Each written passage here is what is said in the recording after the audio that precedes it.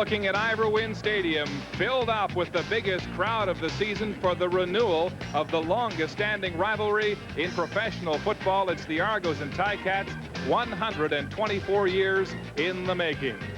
Good evening and welcome to part 2 of our Labor Day doubleheader here at Hamilton. The Argos #1 in the league at 7-2. The Ticats dead last at 1-8 and winless here at home. And they'll be wearing new uniforms tonight, perhaps an effort to start anew and trying to win here at Ivor for the first time. And might they seek some inspiration from wide receiver Earl Winfield, who may be wearing his new jersey for the first time and last time. The Ticats record-breaking receiver is expected to retire and to leave for an education position in Virginia right after this football game. At the half, we'll feature Matt Dunnigan, starting over as a college coach. The CFL's record-setting former quarterback talks frankly 1 year after a head injury robbed him of his career in his prime. Matt Dunnigan at the half here in Hamilton. Beautiful conditions on a warm September evening. Temperature about 23 degrees. Just a hint of wind. You can taste the steel mills in the air. And nothing comes tougher than a game at Ivor. We're ready for the opening kickoff. Let's go to Chris and Dave. Well, Mark, both of us are relieved that there's no snow in the forecast for this meeting, although that would have brought great memories back for Don Matthews, now just 2 victories shy of Frank Clare on the all-time victory list in the Canadian Football League. You know, to the other side, Urban Bowman. Remember, he was the interim coach in Winnipeg when they went to the Grey Cup in '92. We are set.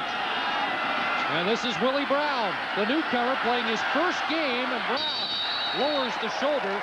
He's out to the 39. We've had the first Oski wee-wees of the night, and we're ready to see if the Ticats can eat them raw tonight, led by Anthony Calvillo. Well, having a chance to be down on the field, there's a tremendous amount of motion going on, and this guy right here needs to keep his poise. He needs to stay in the game mentally and keep on an even keel so everybody around him can blend with him. He's played extremely well the last 2 weeks. 393 yards last week against a tough defense in Edmonton. First down, Archie Amerson will go right side, flags down. Amerson ran through a couple of tackles and steps out of bounds about the 43. Referee for the game is Jake Ireland.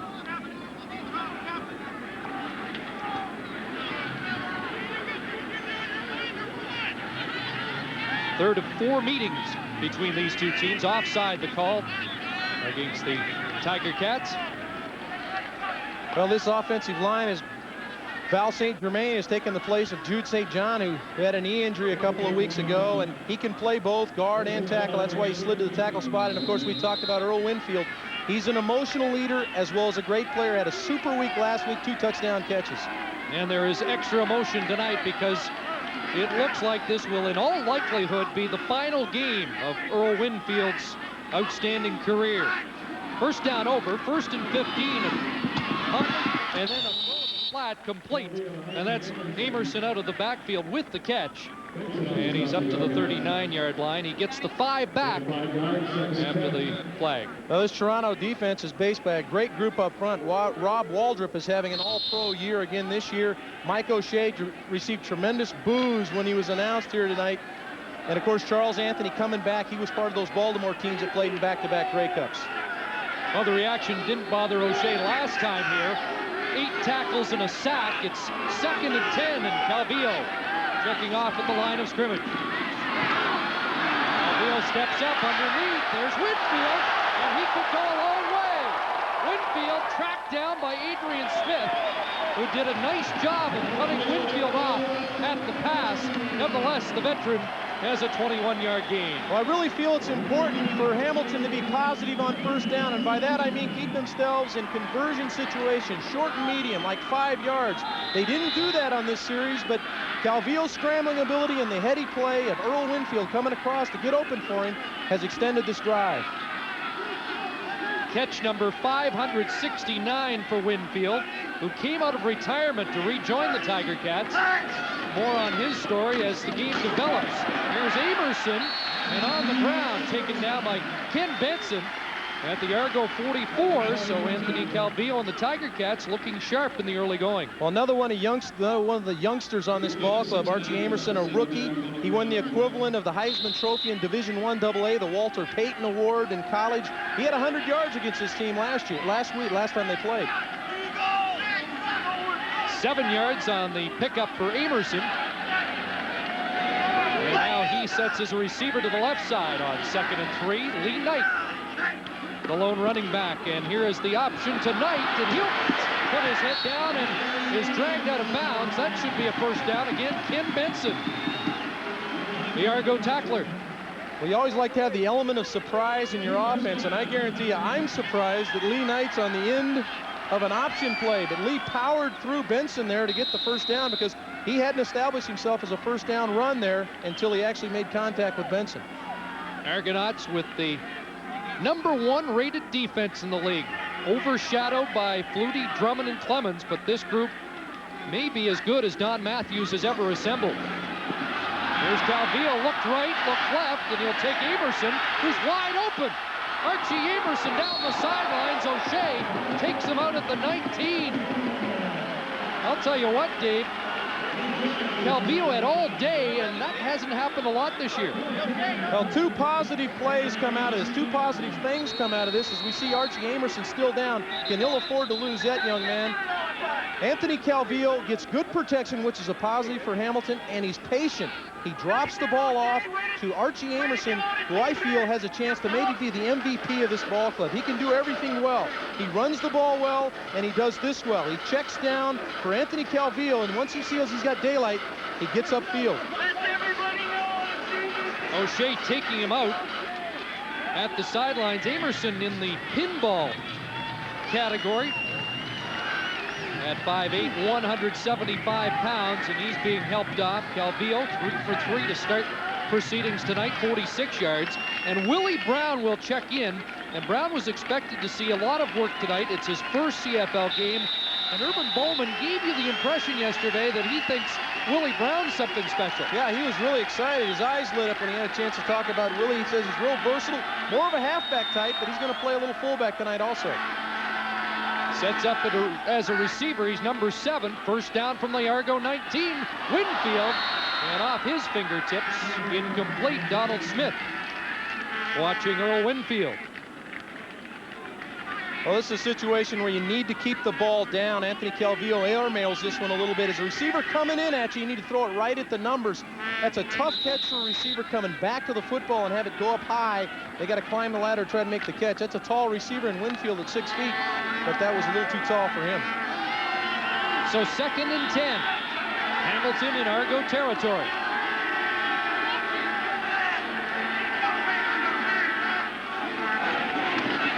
Calvillo pumps once. He's looking for Winfield in the end zone, and it's incomplete. Donald Smith didn't bite on that pump from Calvillo. Well, they like to do the hitch and go, which means Calvillo will pump the ball to Earl Winfield about six yards down the field, and then have Earl take off. And Earl's the best in the league at this, climbing the defensive back's frame to make a catch. The problem with that is Calvillo didn't give an opportunity. He threw the ball too deep into the end zone. Got to underthrow that, let Earl go up and get it. It hasn't been vintage Paul Osbaldiston so far this season, 10 of 17. Far more effective in the punting department. Osbaldiston from 26 yards out. He's got that one. And the Tiger Cats score on their opening drive. Urban Bowman likes the way this is starting.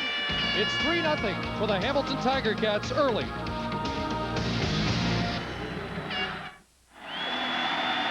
Well, if it's Labor Day, we must be in Hamilton at Ivor Wynne Stadium. Well, they just changed the score. You know things are going bad for you this year when you score the first points of the game and they put it in the visitors category. They had the Argos leading 3-0, but it was an Osbaldiston 26-yard field goal. Hamilton has drawn first blood here. Here's Mike Clemens. And Clemens driven down at the 32-yard line by Cooper Harris, who was wearing blue and white last year in the Grey Cup game for the Argonauts. Doug Flutie, they tell us 100% for the first time this year. Nagging injuries through the first half. Nevertheless, still 2 more touchdowns than a year ago at this time. Well, I had a chance to talk to him before the game, and he reiterated the fact that this was the first time he'd been 100% going into a ball game in several weeks. Extra days off for Flutie. In fact, Don Matthews gave the entire team 4 days off, and then Saturday. He thought the team was peaking too quickly. Here's a little swing pass out to Mitchell. He's in trouble, and nailed. Big play by Frank West to finish off Mitchell, and we expected this Hamilton defense to come fired up. Well, this offensive line is anchored by a guy that I've played several years with, Mike Kislak. He was the MVP offensive lineman last year in this league, and this group here is pretty much unsung. Flutie gets the credit, but these guys make a lot of plays. Mike Saunders, another ex-teammate of mine, playing the slot. Mitchell lost 4, 2nd and 14. There's the rush, underneath it goes, that's Mitchell again, and Mitchell somehow squirts through to the 40. He'll still be 2 yards shy of a first down. Daryl Mitchell, a rookie who the Argos think very highly of, and why not? He leads the team in receiving yardage. Well, the defense has already risen to the occasion here, Chris. This is what they do best. They limit you on first down, and then they rally to the football when the ball's thrown underneath on second down. A 2 and out. They couldn't have written a better script for themselves, get points on their opening drive, and come out and stop Doug Flutie and company on Toronto's offering. Oakville's Mike Vanderjagt, the top Canadian in the Grey Cup game here last year, 5 for 5 in the field goal department, steps onto the field. And he's kicking to Orlando Steinauer. There's a fake, and Robert Drummond, will he get to the first down? It'll be close. This will depend on the spot. The Argo offense already coming back on the field. And they do say first down, so it's Labor Day, and well, whenever we played against a Don Matthews team, we always were assured of the fact that he had a couple of these plays in the game plan, and he unveils one right away, and this jump starts his offense now, extends a drive. Did we not see that play? Baltimore against San Antonio in a Southern semifinal a couple of years ago, Southern final, I think, with Robert Drummond. First down, Drummond. Trouble with the handoff. He's up to the 45. Gain of 2 and a flag down, and you can tell already that tempers are short. Having a chance to speak with Mike Philbrick before the game, he talked about creating havoc. As you see, an illegal procedure call against the Toronto offense. He wanted to create havoc inside, and this guy right here, Willie Whitehead, in my estimation, in my definition, a fire breather. He comes every play. He's in your face all night long.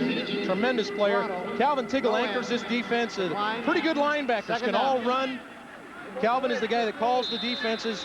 Orlando Steinauer, the second leading interceptor in the league. This is the top interception group in a secondary in the league. This is not a 1-8 defense. Not by any stretch. This is a good playoff defense.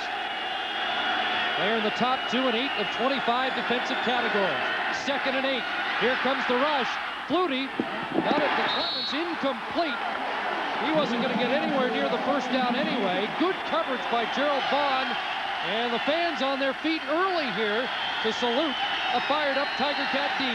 Well, Pinball Clemens leads the league in receptions, and these are a lot of the kind of catches he makes. He's outlets. He gets in the flat. Doug is pressured there by Mike Campbell and just can't be real accurate with the throw. Even if he caught it, you see the defense rallying to make the stop short of the first down. Well, this time we expect Vanderjagt to kick the ball to either Kenny Wilhite or Orlando Steinauer.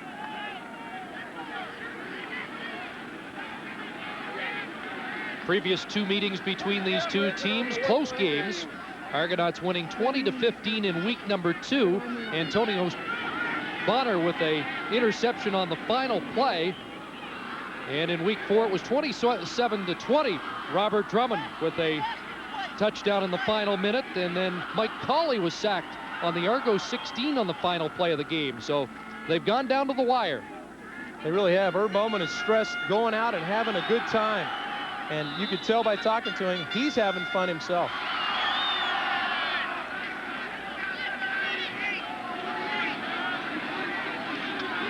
Now we're They're set with 8.5 minutes to go in the quarter. High snap. Vanderjagt in trouble, and he passes behind Dimitrievich. So they turn it over on downs as Vanderjagt had trouble with the snap. So a big start for the Ticats. They've got the ball in Argo territory when we come back.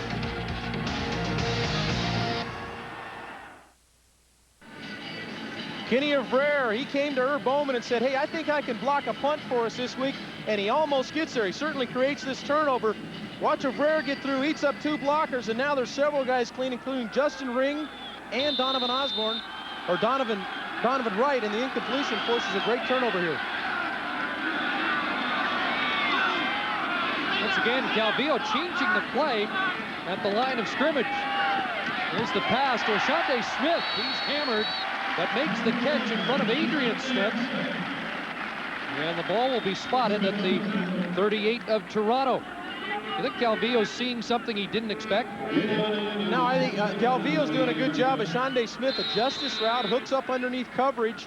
He knows he's going to get tagged, but what I like about it is he ensures that he catches the football. Now they're in a great position, 2nd and 2.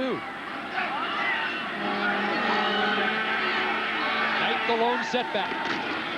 He takes the handoff and spins for the first down, reaching to the 35.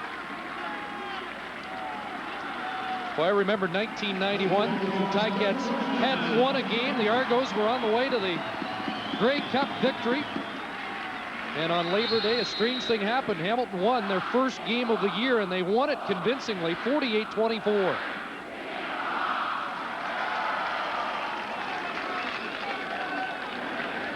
So the Tiger Cats with a first down at the 36. And here's Willie Brown. And he's met and drilled right at the line of scrimmage. Charles Anthony moved up, and he's the newcomer in that Argo defense, but a veteran as far as Don Matthews is concerned. Well, Charles Anthony has tremendous size. He's 6'2", about 205 pounds, and he's the size of a lot of the linebackers in this league, which allows him to play around the line of scrimmage. But his versatility is he can go play people in the slot and play good man coverage. Maybe a yard for Brown, so 2nd and 9.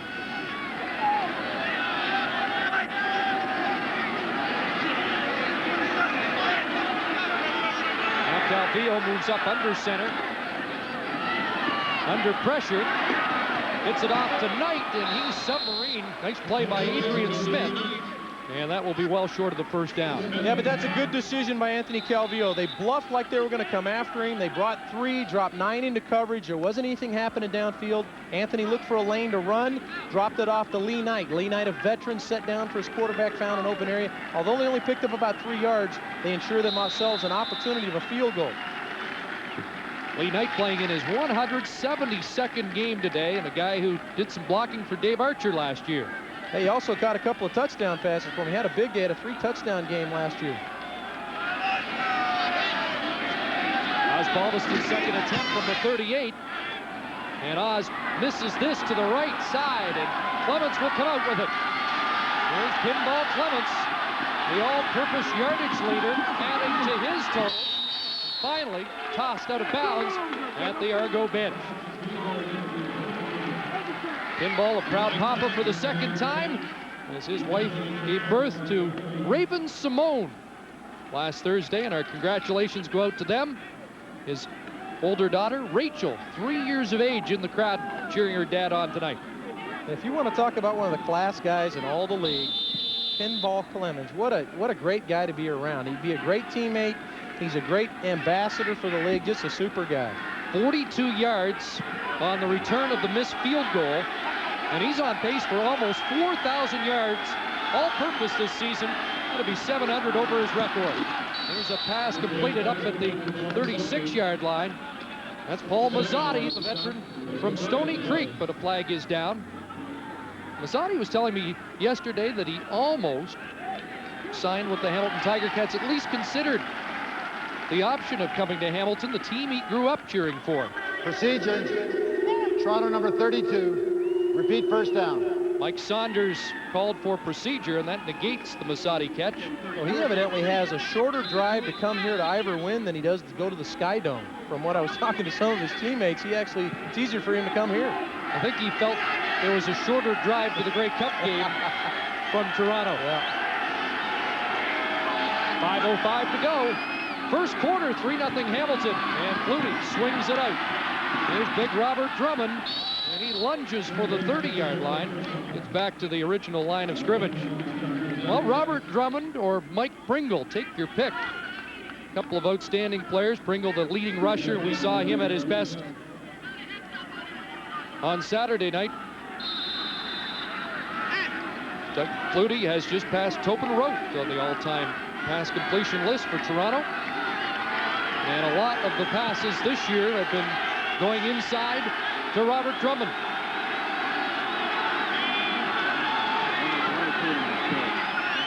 Second and 8 over the middle. There's Clements in a crossing pattern, and he's dragged down by Melvin Aldridge. And that's exactly why he's in the game, Chris. Melvin Aldridge is more of a defensive back type. He's only 6'2", about 205 pounds, but he can run. They play this zone defense, fall back. Flutie has to throw the ball underneath. Now you got to rally to the football. Aldridge was a tremendous open field tackle on one of the great open field runners in this league. Held the gain to just 1. And once again, Banderchat called upon. We'll be watching to see if John Raposo's snap is a better one this time. Banderchat gets it away. It'll be Wilhite from his 37. And Wilhite over the 40-yard line. So the Tiger Cats have dominated so far in this first quarter. Just a 3-point lead. Welcome back to Ivor Wynn. Chris Cuthbert, Dave Archer, Mark Lee. And the Tiger Cats off to a good start with the 3-point lead. There's Marcelo Simmons, and he has moved from the secondary into the linebacking core. Argo's employing a 3-4, and Dave, I wondered if that wasn't giving Calvillo a different look than he expected tonight. That's exactly what you alluded to before, Chris, and that's exactly right. He's seeing so many different looks because they have 3 defensive back types up in the linebacker area. It's tough for him to get a read. There's Calvillo out of the shotgun, swings it. Amerson back in the game, and Archie Amerson found some daylight down that left side. They're going to mark him out at the 49. Boy, that corner opened up, and Amerson shows you he's got good speed. Second and a couple. He's really a guy that needs to touch the ball, Chris, 20, 25 times in the game, I believe, catching the football and running the ball, because he has the ability to make a small play a big one. He talked about his achievements last year, over 2,000 yards rushing. Second and short situation. Again, it's Amerson, and he bounces it out and has the first down. Argonauts, second toughest team in the league to rush against. And the Hamilton offense, 7th or 8th in just about every category. 7th running the football with under 94 yards a game. Well, we talked about how celebrated he was in college, and you can see the vision. There was nothing really inside, but because of his quickness and his speed, he bounces it outside, realizes he just needs 2 for first down, and gets it. Here's Calvillo changing the call again. Looking right side, there's Kenneth, and he dropped the football as Marcelo Simmons was ready to unload. Just a super throw by Anthony Calvillo. He sees that there's a blitz look up. He sees man coverage, and he changes the play to get Pinavere up the seam and Earl Winfield coming underneath. And Avere comes open, and the ball is right on the money. You're going to get tagged in there. Got to make that catch for him, Kenny. They're coming, and Lee Knight and the boys are stepping up. There's the rookie, Quinley. Urban Bowman was really excited about watching him play today. So it's 2nd and 10, Tiger Cats. Here comes that rush. Outlet to Knight. Lee Knight with a man to beat. Puts his head down. And Kim Benson has him out of bounds, only halfway to the first down marker. into Argo territory, however, at the 51-yard line. Well, once again, the right decision by AC. He's under pressure. People say, why is he dropping the football off? We got 10 yards to go for a first down. Well, first of all is the pressure. You see Gibbons and Vincent and those guys in there making the play. But second of all, give your guys a chance to come up the bat. Drop the ball off the lead 9. He might be able to make somebody miss and get a first down for you, and it minimizes the mistakes. Now they can punt and keep field position. Calvillo 7 for 10 in this opening quarter, 72 yards, under 2.5 minutes to play.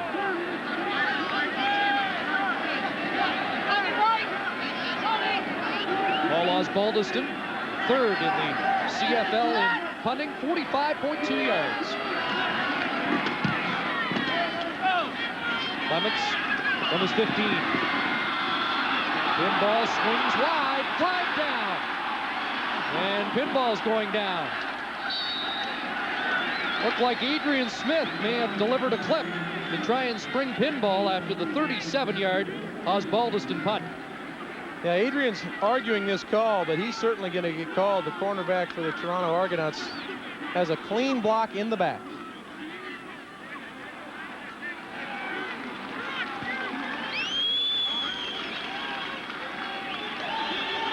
Illegal block. Toronto number 12. First down. So the former Tiger Cat, who had a touchdown on an interception in the Grey Cup game, is called. Well, Orlando Steinauer with 5 interceptions, and we asked him about his early success. A lot of it is just seeing something like going on, and a lot of it has to be. Well, we'll get to his success later, but with a full translation. Right now, the Argonauts not enjoying much success working against this Ticat defense. That's Robert Drummond with the carry. Aldridge and Whitehead on the tackle. Well, that's the first time they've really tried to run straight ahead. This time they just came off the ball, zone blocked it up front, let Drummond get in there. This big body, 6'3", about 220 pounds, and fall forward. Nice play on first down, 7 yards. Drummond second in the league in rushing behind Pringle, second in the league in receiving. And number 1 in yards from scrimmage. Second down, Flutie. A lot of steamboats, and now he'll run, and Doug Flutie will scamper out of bounds with the first down ahead of Melvin Aldridge and Frank West. The reason he picks up this first down is exactly right. Melvin Aldridge is cut off by Pinball Clemens. Pinball makes a great block, allows Flutie to get to the corner. Watch Doug skate out of there. Now, this is when he's dangerous, but he realizes I need a first down, so I'm going to go get it. Watch Pinball just shield it. Keeps Aldridge from making the play, and Flutie picks up the first down, extends the drive. And what is Urban Bowman, what was he saying yesterday? The Argos seem to be most successful when Pinball Clemens is catching the ball, running the ball, or delivering the key block, and that's something we don't talk about as much with 31. Second first down for the Argos in the game, and here's Flutie rolling to his right. Billy Whitehead was there to send him back, and now Flutie in real trouble. Unloads the ball, and Mazzati comes back, makes the catch. And Mazzati lunging for the first down stick. Well, a little street ball from Doug Flutie to Paul Mazzati. And how'd you know Doug was going to look for Mazzati? He was in serious trouble. Joe Monfort and Willie Whitehead had him cornered and were coming in for the kill. And he looked to the old veteran, Paul Mazzati. Mazzati comes all the way back down from his route, makes the catch. Eric Carter, the all-pro corner, fell asleep a little bit here. Needs to be on his coverage a little tighter.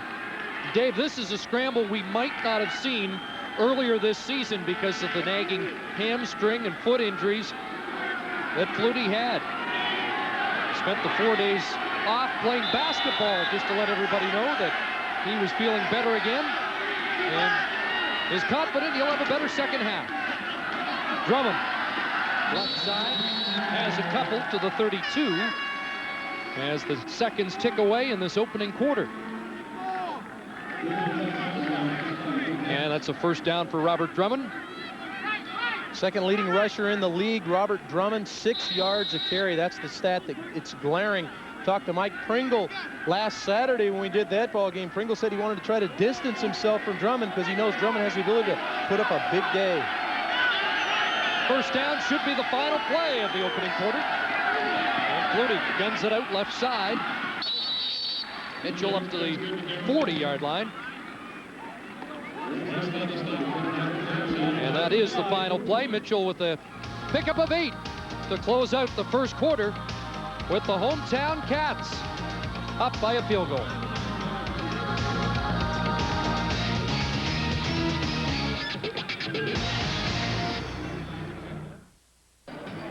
Welcome back to Ivor Wynne Stadium in Hamilton. Mark Lee on the Argo bench with an interested observer at tonight's football game. Jimmy the Jet Cunningham, who broke a bone in his foot at the Bills camp this season. Jimmy, what are you doing here? Well, I just want to come here and support my team and with my old team, you know, the Argos, and you know, wish them well. Jimmy, you technically have not been released by the Bills because you're still rehabbing. You're on waivers. But if the Argos offered you a contract, would you be back in the CFL? No doubt. You know, my bags are already packed. It's just a matter of catching up with them. But I'd love to come back here to Toronto and play for them once again. But the decision isn't mine. You know, that's up to the front office. And maybe in the next 3 to 4 weeks, we could start talking then. Okay, you heard it from the Jet. He could be in an Argo uniform before the end of the season, Chris.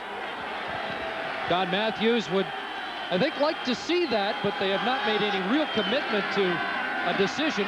On second and short, Drummond lunging high in the air to get the first down. But once Jimmy the Jet is ready to run again, I think those negotiations will open up. Well, the stats don't really reveal very much other than the fact that both defenses are playing extremely well. You see the yards passing. Doug Flutie with only 34 yards in the first quarter. A bit of a surprise, but it's the way the defense, as you see, the defense has stepped up again and held Toronto short. Because it's only about a foot short, I anticipate Toronto going here and let Flutie dive for the first down, but they've played really well. They haven't given up any big plays. They've kept everything in front of them and rallied to the football. Just to close the book on the Jet, you might be surprised there could be a few more offers. Yeah, I think that the Jet is going to be a guy that they're going to look at. And this team is Toronto, openly looking for a slot receiver. Third and short. Flutie, not much of a push. In fact, he's getting pulled back, and I'm not sure.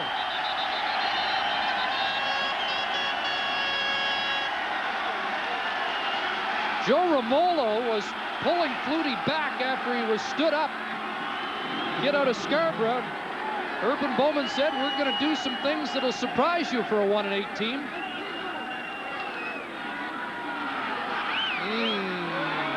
Just.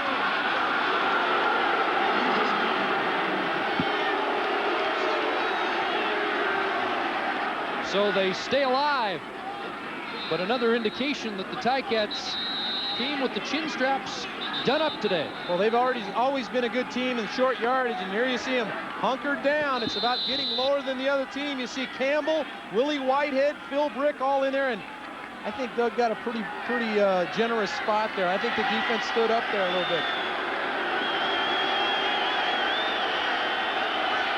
First down, and the Ticat fans braying about that spot. There's a throw to Drummond, who stepped in front of Steinauer and has a big catch for Toronto, finally into Hamilton territory at the Cat 45. Well, this is a tremendous amount of trust in the guy you're throwing the football to, because Orlando Steinauer has tremendous coverage. He just doesn't look back for the ball. Doug knows that Drummond will compete for the football for him. Drummond goes up and makes the catch. Steinauer had good coverage there, just didn't look for the ball. Robert Drummond was a wide receiver at Syracuse, so he's an exceptional pass receiver, although his receiving stats a little deceptive because he catches so many of those shovel passes. That, though, was a big 23-yard pickup, and now Drummond will do it on the ground. And he's down to the 37-yard line. Gain of 8. Well, Robert Drummond has the ability to do everything. We just saw him lined up outside wide. Now Phil Brick has to try to fill the hole and keep this from get some penetration. He doesn't. He gets buried right there. Willie Whitehead gets kicked out. Drummond right in behind the blocking, and a big 8-yard pickup. Drummond with 2 100-yard rushing games this year, one against the BC Lions, 100 yards even. He had 133 against Edmonton on the ground. Second and short. And again, Robert Drummond, and he springs this one into the secondary, down to the 24. And Drummond is starting to roll. Well, short yardage is a situation where if you get the right blocks, you can crease a defense. And you see the crease open right there, and Drummond almost breaks this one. Saturday, we saw Sean Millington pop a short yardage play for a touchdown of about 50 yards. Drummond almost took that one to the house.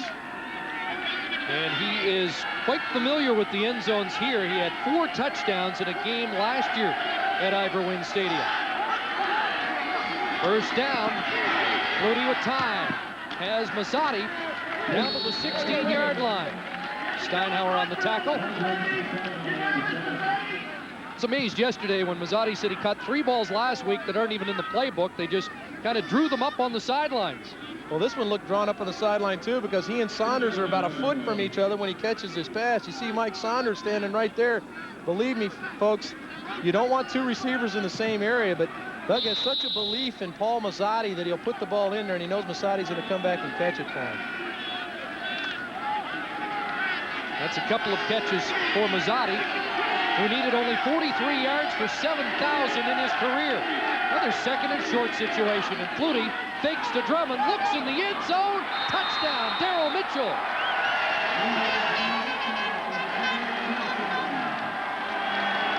Well, when you're as positive as Toronto's been on this drive on first down, it puts the defense in a bad situation. Second down and 2.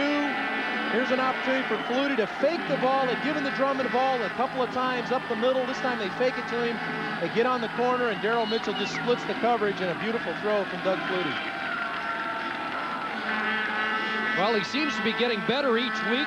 Against Saskatchewan in their last game, 3 catches, 99 yards, and a 60-yard touchdown, and took over the team lead in reception yardage. And he has his 5th touchdown of the season. Vanderjagt adds the extra point. 12 plays on the drive. And the Argos have their first lead of the evening.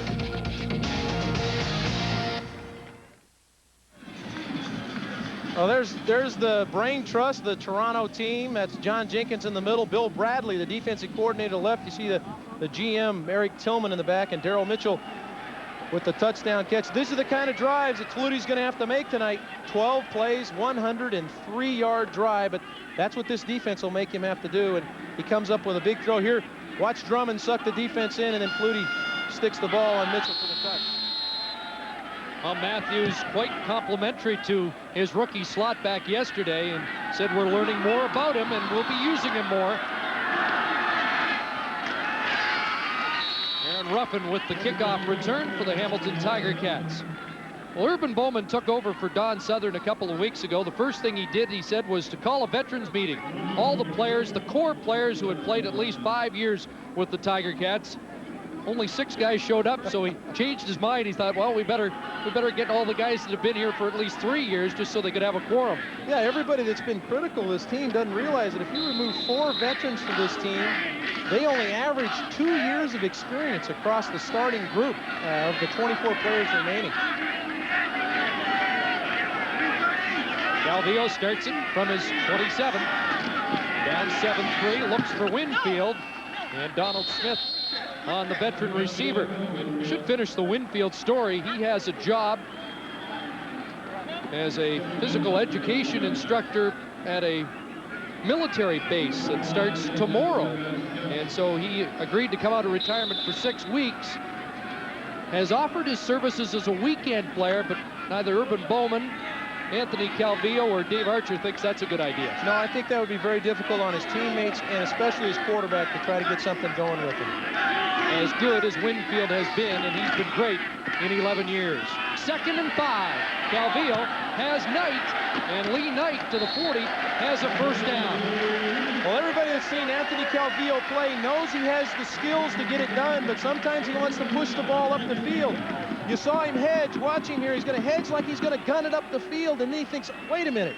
I got my veteran running back, Lee Knight, right here in the flat. I'm going to get myself a first down, and let's line up again and go again. You had a great talk with Anthony Calvillo yesterday, and I think it takes one quarterback to understand what another's been going through. I think Ricky Foggy's been a big help to him, Chris. I think that's a good point, but Foggy coming in's really helped him. There's Calvillo on first down, in trouble. Got away from Andrew Stewart, but he won't get away from Demetrius Maxey. And Maxey has his 2nd sack of the season. Well, this is something that this defense has not done very much. They're last in sacks, Toronto's defense, but they're #1 overall in defense, which is a bit of an oddity. They play such great coverage and rally to the football that they really haven't gotten to the passer much. They give away the short pass, but here Andrew Stewart comes clean. Now it's a jailbreak and no place for Calvillo to go as Demetrius Maxey ends up with the sack dance. Just their 16th sack of the year, and 5 of those have been against Hamilton. So a loss of 5, 2nd and 15. And Calvillo rips that one up to the 44. Ashante Smith with the catch. He has 2 in the game. Well, again, that's the difficulty of this defense. If you get in 2nd and long situations, it was 2nd and 15 there. They're only going to give you the underneath throw. You have to take it and hope one of your guys can break a tackle. That time, Ashante Smith caught the ball, and Smith was right there to make the tackle. And so it will be 3rd and 6, and the punting unit comes on for Hamilton. 8:35 to play in the first half. Paul Osbaldiston struck first with a field goal, missed on his 2nd attempt, and then the Argos on their last drive, which was 12 plays, 103 yards, scored a touchdown and lead 7-3. Mike Saunders has joined Pinball Clemens back, and Osbaldiston just gets that away. Here's Pinball from his 30. And look at Pinball somehow escaped. And Eric Carter's finally going to chase him down at midfield. But Mike Pinball has been doing that for 9 years in the CFL. He gives the Argonauts great field position when we come back.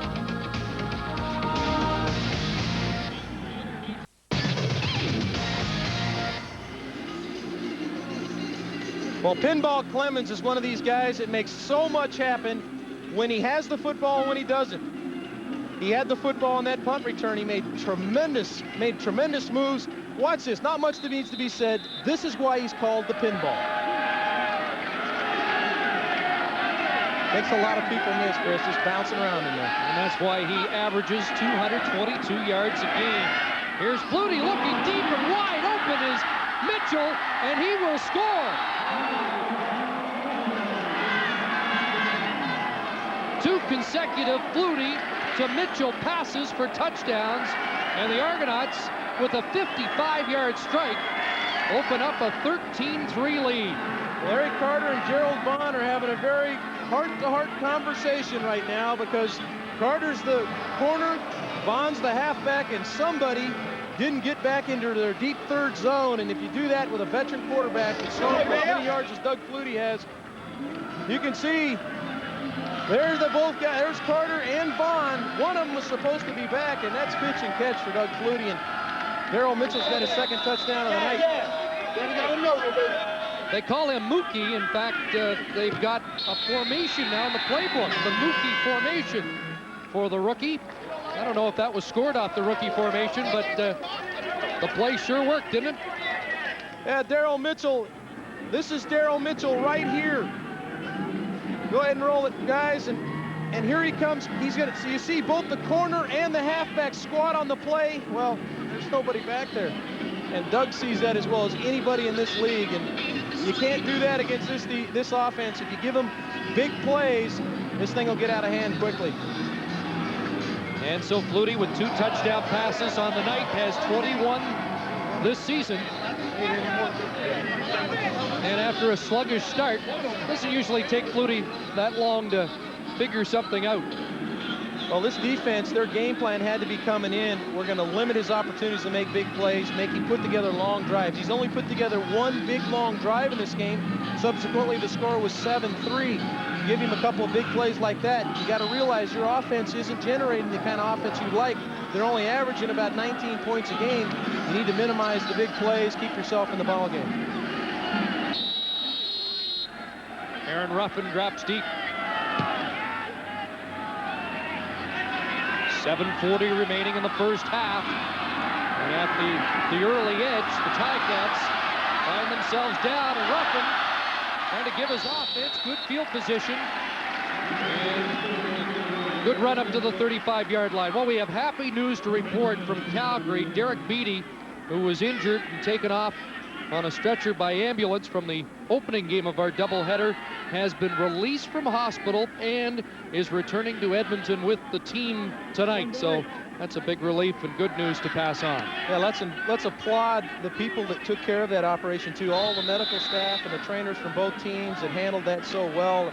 And they do that to make sure that there's no injuries that happen between the field and the hospital. Great job by those guys.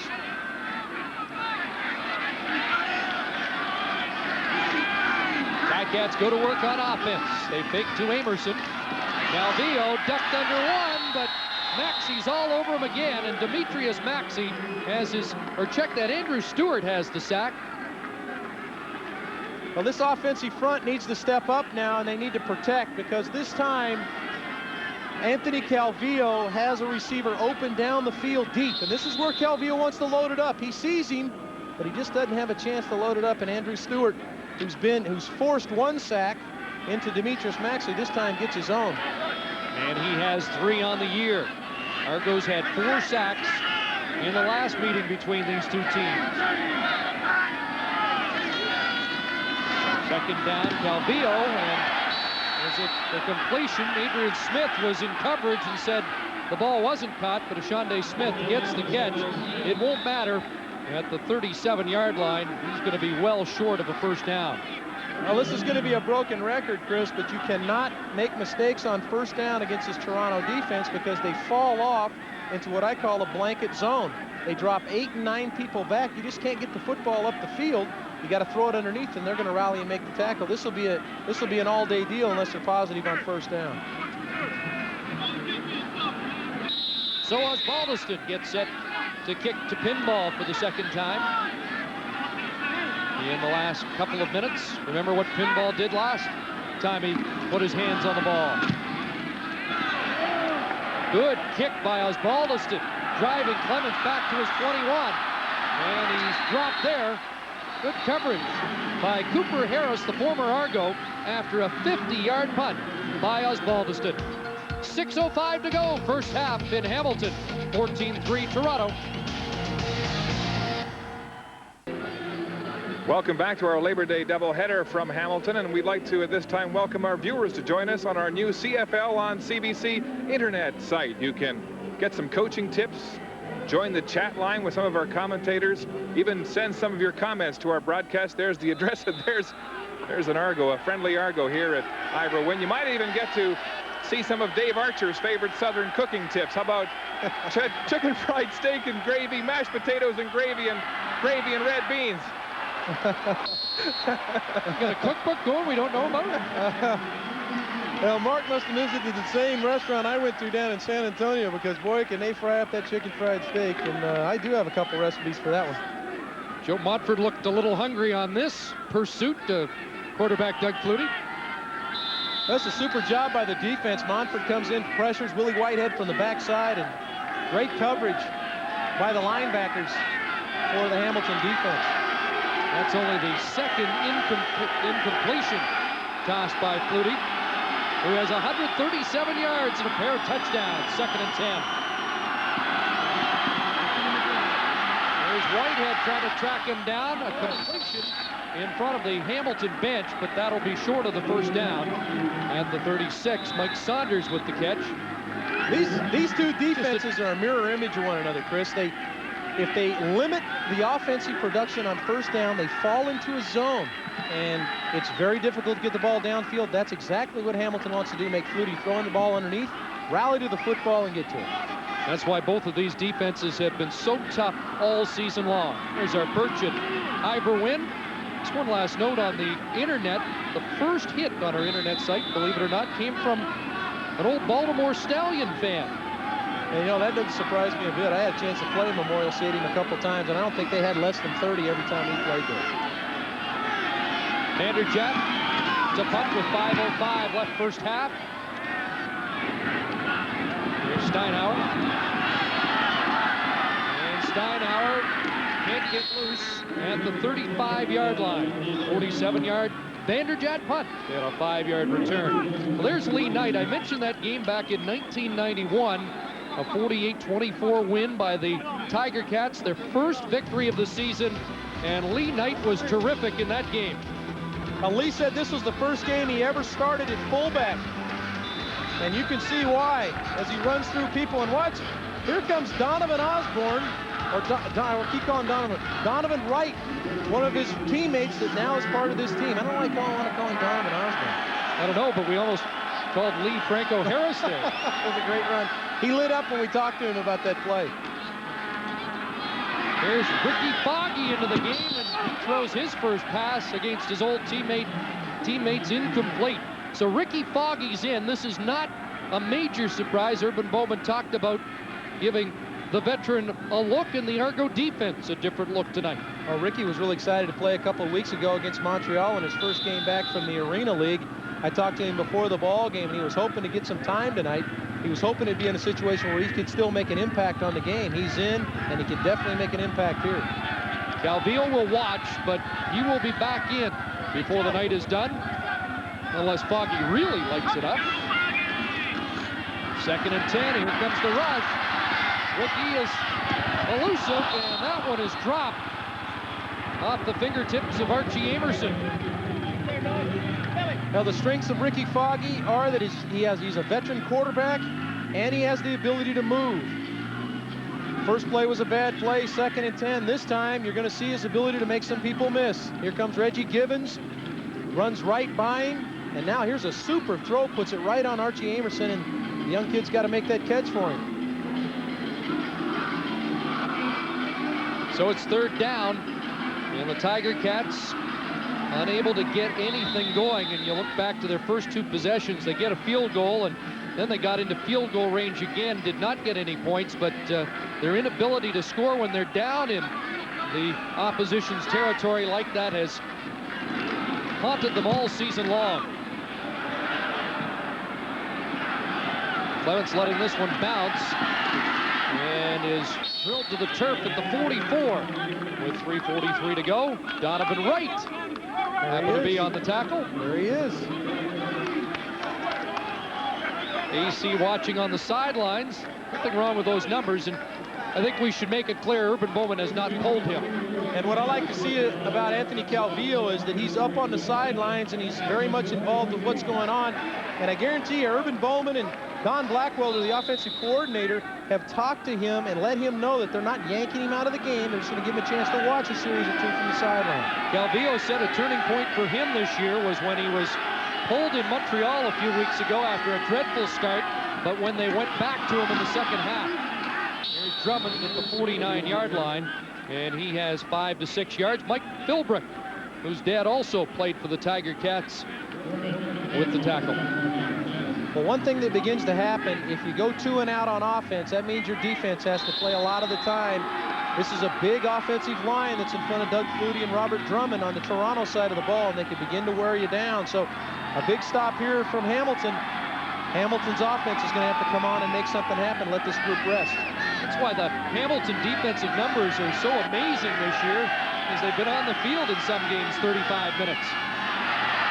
Flutie, and he misfires with Clements, who was being watched by Frank West, and that will be 3rd down Toronto. 3-minute warning's been given to both benches. Here in the first half, Argos on top. Welcome back to Hamilton. One of the tenets of pro football is to never show a weakness, never reveal a vulnerability. Tonight at the half, former quarterback Matt Dunnigan lets down his guard to talk about life after football. It's a revealing account of a quarterback forced out of football by a concussion and now beginning a new career as a coach. We'll have that as well as the first half analysis. Gentlemen? Yeah, you want to see the feature that's been prepared on Matt Dunnigan. Vanderjagt with a booming punt. Wilhite going to let that one go through the end zone. And this will be a single for Mike Vanderjagt and a 15-3 Argo lead on the 80-yard punt. Well, we know what Matt Dunnigan went through. Did you ever have an injury or a concussion that made you think about the end of your career? I was fortunate enough, Chris, not to sustain a concussion, and they can come at any time. You take a shot, it might be just an inadvertent shot. A guy gets a knee in the head or something, but if anybody ever doubted that Matt Dunnigan could play football, he didn't know anything about football, because this is one of the great heart guys of all time. You saw him banging heads with offensive linemen, and Chris Walby, our colleague who was out in Calgary, used to play with this guy. And I used to love to watch the guy play as a player on the other side of the field because he played with a tremendous amount of emotion, and boy, could he play the game. And you'll see a lot of that emotion in our halftime interview. 2:26 to go. Ticats have to get something going on offense with Ricky Foggy at the controls, and he has a strike to Earl Winfield. Coming back for the ball and tossed to the turf by Donald Smith. Marcelo Simmons around to help out. Well, whenever you're struggling on offense as a quarterback, I think you might want to get to a veteran receiver, and there's none better than this guy, number 1, Earl Winfield. Earl's going to catch his fall. Now he's going to try to spin inside and make something happen, but he got 9 yards on the play, or 8 yards on the play. Good positive play on first down. 2nd and 1. This is where Anthony Calvillo said Earl Winfield can really be dangerous on the 2nd and short, but Hamilton will just settle for the first down here on the plunge. Mike O'Shea around the football as he stopped Lee Knight. The Toronto Argonauts have allowed 30 fewer first downs than any other team in the league, and that's the stat that's real important to Don Matthews, because that means Doug Flutie's getting the football right back in his hands very quickly. Yeah, you're not moving the football much if you're not getting very many first downs, and this team limits first downs like no other team in the league. In fact, teams average only 15 first downs a game against this defense. There's Foggy looking for Winfield, passing behind him. Well, what Hamilton needs is a little arena football offense. Ricky Foggy played in a game this year where he threw 9 touchdown passes and they scored 91 points. Unbelievable. He said they played 12 games this last season in the Arena League, and he threw 56 touchdown passes, and he was, as you see, Herb Bowman, and there's Les Brown, the DB coach for this team. He said he wasn't even the top 3 of the league. 2nd and 10 for Hamilton.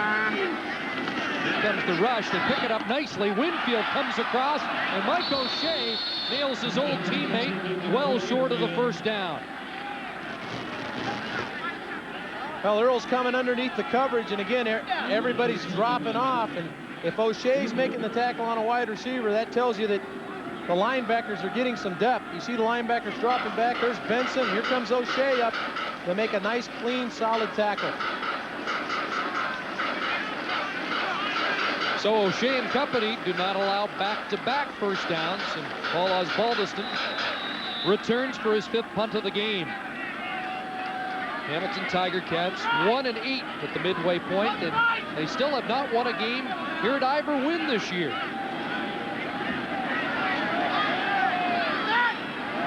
It's a good job by the punting team eating as much clock as they can before they get the punt off. And now trying to angle the punt, but pinball's there at the 17. Now looking for the seam, and he's drilled down at the 22-yard line. Justin Ring with the tackle. One of the interesting sidebars to this game is that guys on opposing teams are rooming together. Val St. Germain and Mike O'Shea. That's a kind of an interesting twist to the Labor Day battle. But Herb Bowman doesn't see anything wrong with that. He says you want to beat the guy you know even more than the guy you don't know. That's right. He's got to sit down to dinner with him every night. The thing I find interesting about Mike O'Shea, and I think special about him, is the fact that he's got 13 special team tackles this season. That leads the team. And when you've got guys of his caliber making plays on special teams, it transcends the whole game and really feeds energy to your football team. Well, maybe a big series here for the Hamilton defense, trailing by 12. Don't want to give up any more before halftime. Drummond pushed out in front of the first down marker by Steinauer at the 30-yard line. Well, Doug Flutie will go to his no-huddle operation now. Actually, he's going to have them huddle up, a little mock huddle here to try to get them distributed before they're going to go to a short yardage offense is what they're going to do. And I'm having trouble splitting that one out, but they're going to go to a bigger group to try to get the first down. A lot of time here, minute 3 left on the clock, but he loves to spread the defense, as Don Matthews has got the crew in the game that he wants. Intense guy right there. You can even talking to him away from the game. Intense individual. 2nd and 2. three receivers go in motion right side. They give it to Drummond. Big hole opened up off that right side, and Drummond has the first down and a whole lot more up to the 42. Frank West finally brought the big running back down. Immediately they shuttle in the receivers and take out the big guys from the short yardage play, and Doug Flutie's going to hand to Robert Drummond, which he's done many times. They pull the backside guard, and you see that offensive line just blowing off that defensive front as Calvin Tiggle was not able to slide over and make the play. Drummond hits it up in there for about 15. Far more efficient first half for Doug Flutie than in the last start against Saskatchewan, when the Argos scored only 6 points. He threw 3 interceptions, and at halftime went to Don Matthews and said, "Who was the idiot playing quarterback for the Argos?" Well, he bounced back in the second half with 3 touchdown drives. Well, he made a couple of big plays early in the game. It's kind of got him into the ball game, and what you want to do is try to keep Doug Flutie confused and keep him out of the game. You see him trying to get everybody distributed here, letting everybody know down the line as he's got his team strung out across the field what he wants them to do.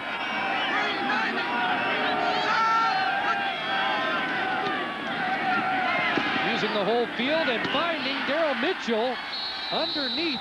And Mitchell has been the most dangerous receiver for the Argos, down to the Hamilton 40-yard line. The safety, Aaron Ruffin, with the tackle. 45 seconds on the clock. This is just a great throw. Because they've got 6 receivers strung out across the field, it's spreading the defense, and it spread the seam out open there. Doug was able to thread the ball into Daryl Mitchell, and Aaron Ruffin was unable to get over. Mitchell now 6 catches, 115 yards. And an injured Tiger Cat down. Looks like Ruffin was shaken up, and Rob Hitchcock will come on to take his spot. And Hitchcock was the starting safety for the first 7 games. Well, right here, that's a one-sided conversation. Don's talking about things that Doug already knows about it. Rob Hitchcock, I hate to say this, but Rob Hitchcock last year got his first career interception against me. Picked off a pass for me here at Ivor Wynn, the first game of the year last year. Actually led to a score for them, but he's an intense player. He was sat down by Joe Moss, the new defensive coordinator, in favor of Aaron Ruffin and a little bit more speed, but Urban Bowman has said that Hitchcock is playing with even more aggression. He's an intense guy and playing great for him on special teams, and it's great to be able to turn the reins over to a secondary to a guy that's played as much as Rob Hitchcock has. And we're placing a call to the Guinness Book of World Records. The first quarterback ever to admit to throwing an interception, Dave Archer. Here's the defensive coordinator, Joe Moss, who's been around this league for a long time. Well, Joe's a guy that likes to play man coverage and pressure the quarterback, but I see a little bit more Don Southern defense here than I see Joe Moss defense. And that's simply because you got to make sure that Flutie has to throw the ball underneath. If you play man coverage, Flutie's going to hurt you. Got the leading interceptor of all time, Les Brown, with Joe Moss, and in the background, Terry Greer, the great former Argo receiver, helping out on the offensive side of the football for Hamilton. Here's Flutie now, looking over the middle. Andre Kerwan with his first catch. And the rookie has the Argos in business down around the 15-yard line with 34 seconds to go. Doug Flutie picking apart this highly rated Hamilton defense. And that's a great way of saying it. He is picking apart this defense because he's spreading it and sending 6 people into the coverage, and he's finding open people, not to mention the offensive line giving great protection up front. And now Flutie 14 of 17. Couple of touchdowns, and out of the shotgun. Looks over the middle. Mike Clemens to the goal line. Touchdown, Toronto.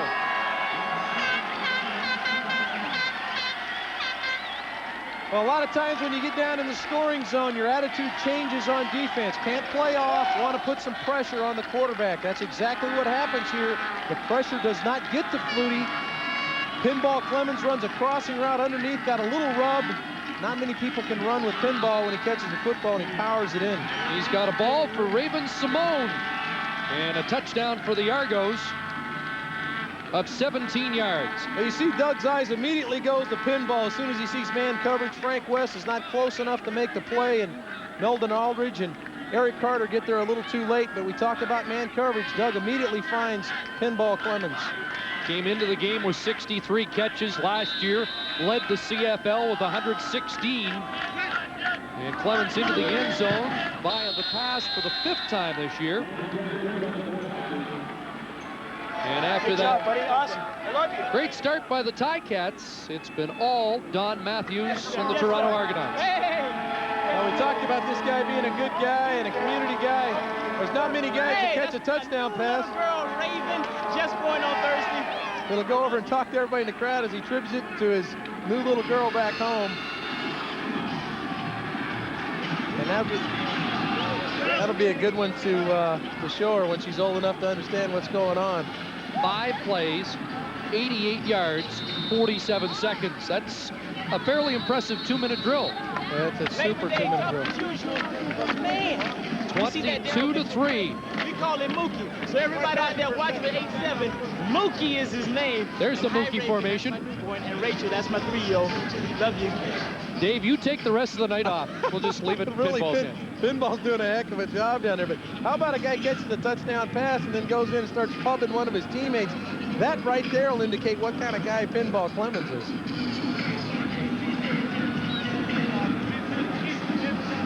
Well, they grounded out one scoring drive of 103 yards. The next touchdown was a lightning bolt to Mitchell. And now the 2-minute drill executed perfectly. And the Ticats chasm gets even deeper.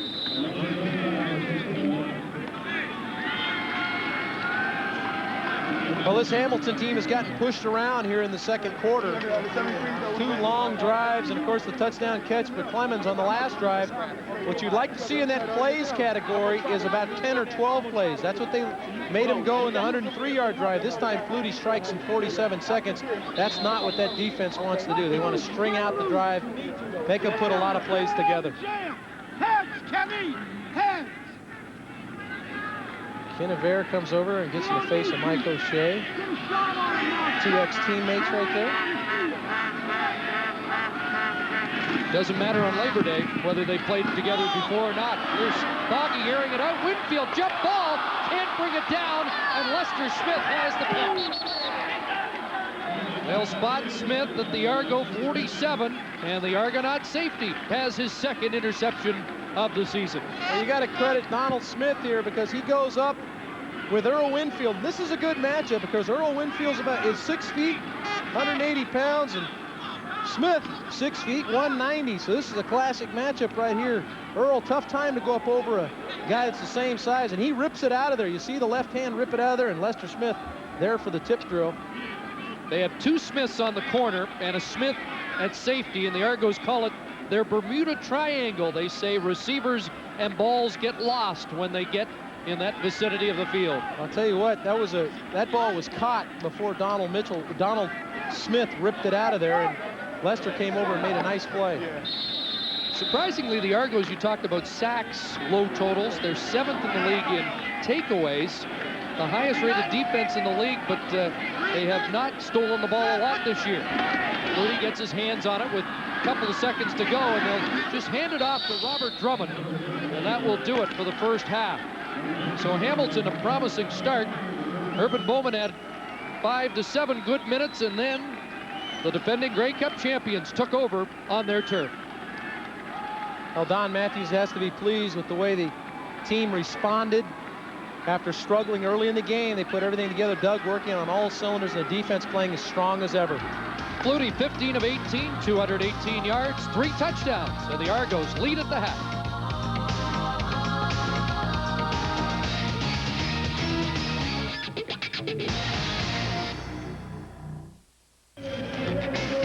Welcome back to halftime at Ivor Wynne Stadium in Hamilton, where the Toronto Argonauts are threatening to humiliate the hometown Cats 22-3 at the half. Well, the Cats sorely missed their record-breaking former quarterback Matt Dunnigan. His career was cut short 1 year ago right here by a concussion, the 12th of his hard-nosed career. Matt Dunnigan is starting over now as a college football coach in the U.S., but he still laments his loss.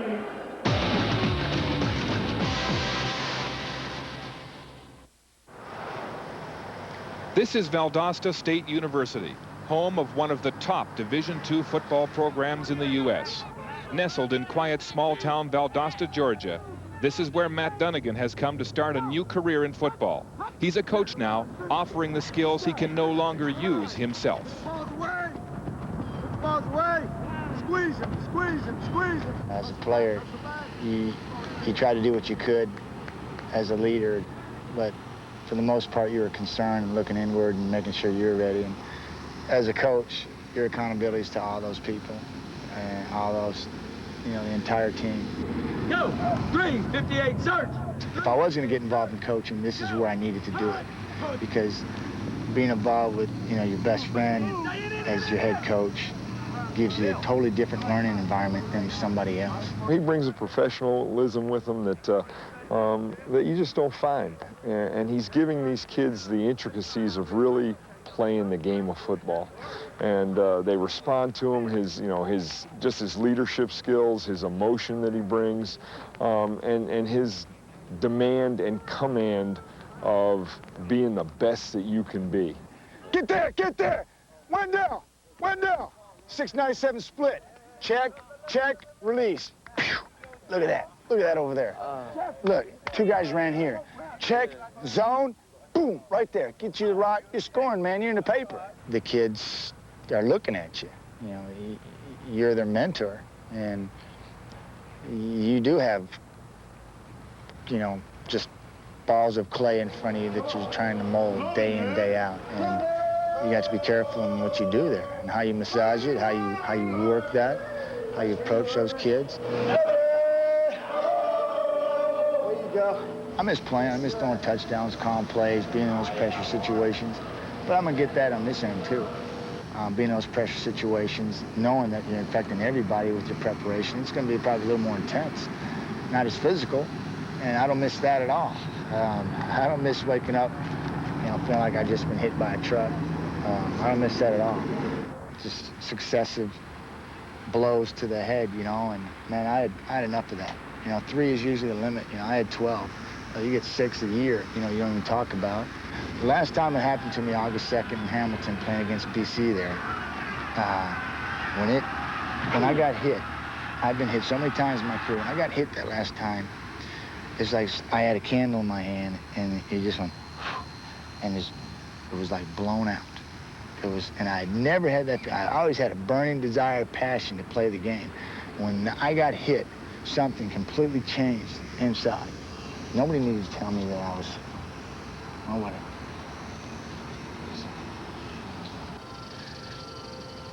I went out there every day and challenged myself and the people around me. That's what I'm gonna do as a coach. That's all you have to do as a person in life. Go out there and reach it. Keep it simple. Dad always said that.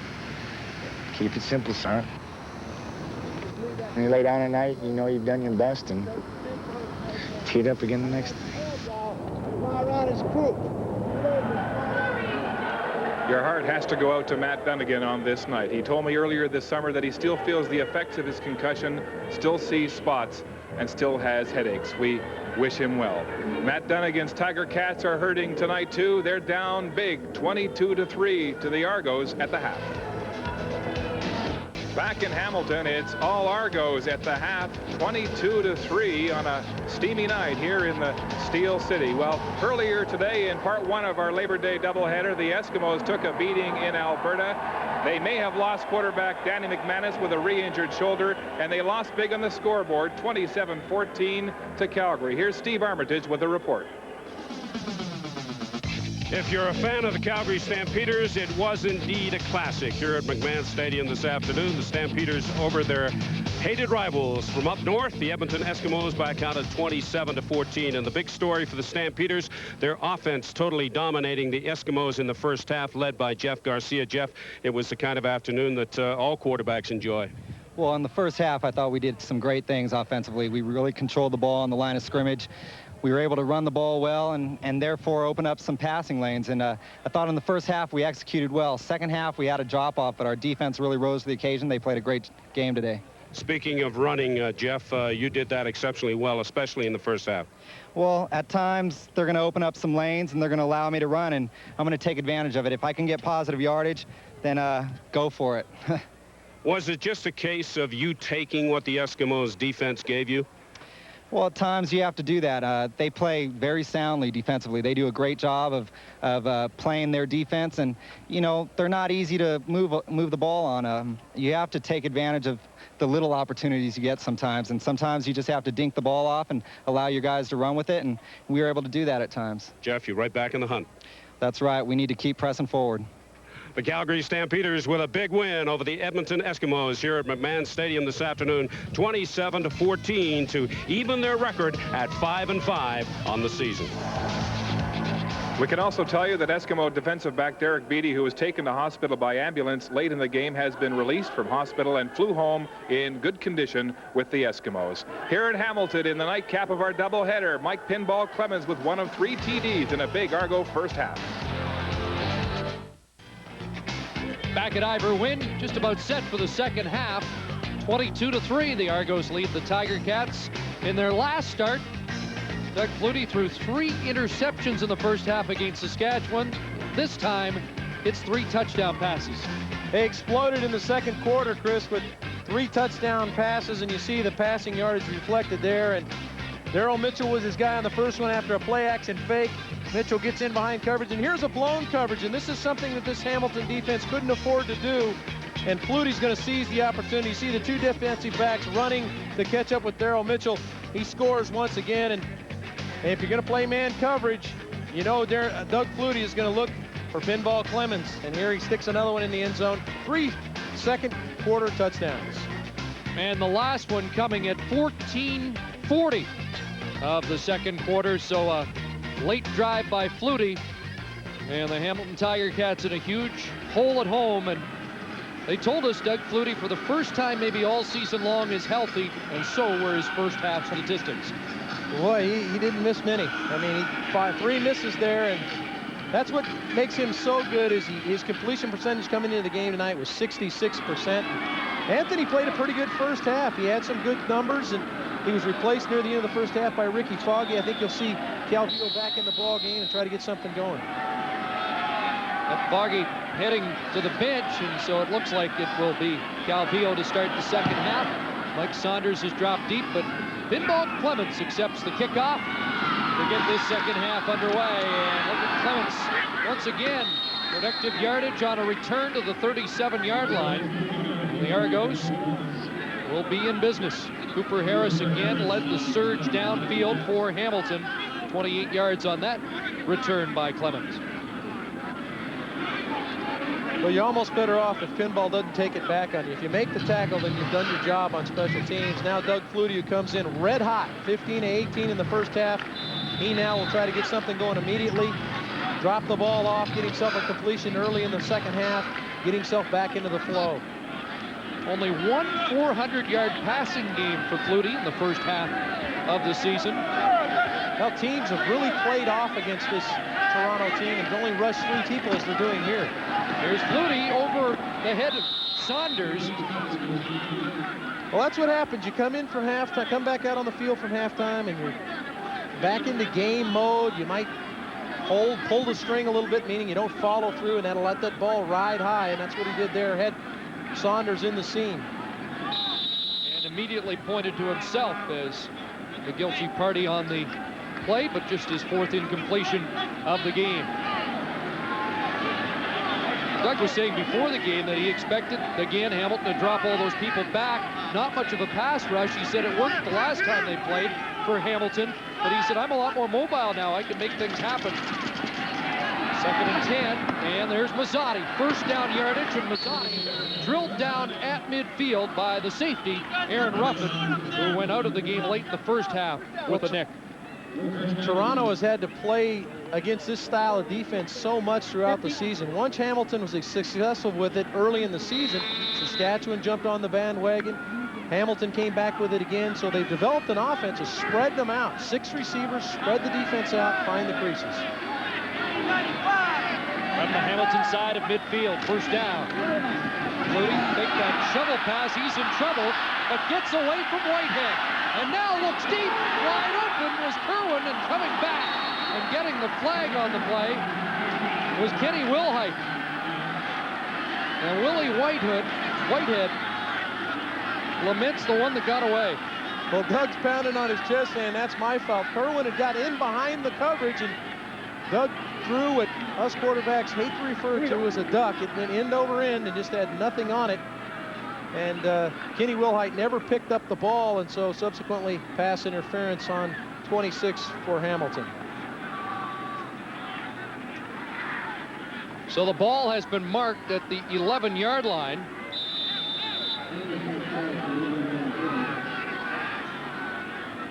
Now Kenny realizes he's beat, so now he's got to get back and just try to keep it from being a touchdown, and he didn't realize the ball was thrown as poorly as it was. There it goes, threatening again. It's out in the flat, and that's Saunders, and the former Cat will score, but there is a flag on the play.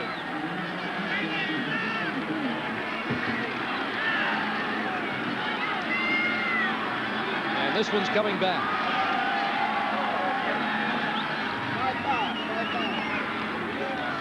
Procedure, Toronto number 87. Repeat first down. 87, Daryl Mitchell, who's been in the end zone himself twice. That time a little over anxious, and it cost the Argos a touchdown pass to Saunders. So first down over from the 16, first and 15.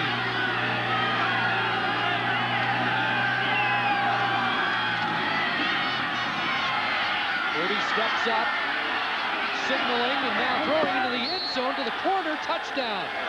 And Mike Clemens has his second of the game. He's got one for both of his girls now.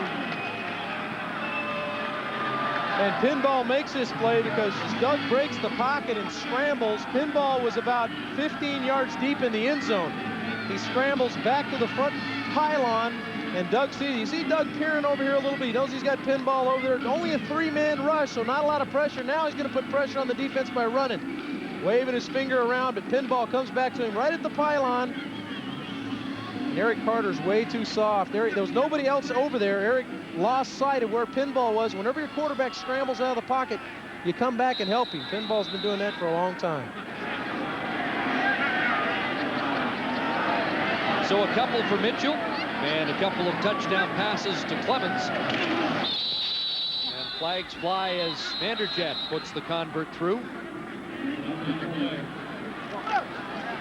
Clemens has 3 catches, 34 yards, and the 2 touchdowns.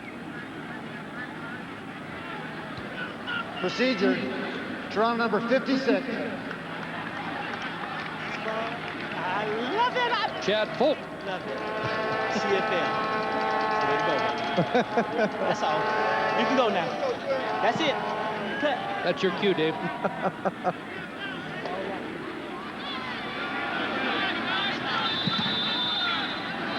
So Vanderjagt has to do it over again.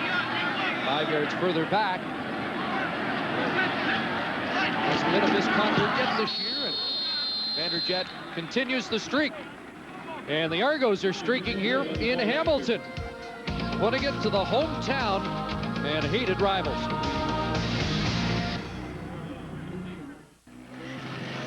Daryl Mitchell with 2 touchdowns. Mike Clemens with a pair of touchdowns, and the Argos are way out in front, 29-3. Urban Bowman was reminiscing about last year's game. Sure he didn't want to talk about it. 38-7 the score last year in the Labor Day Classic for Toronto, and he said, I've never seen the Argos sharper. Well, the Argos are giving him an instant replay here tonight.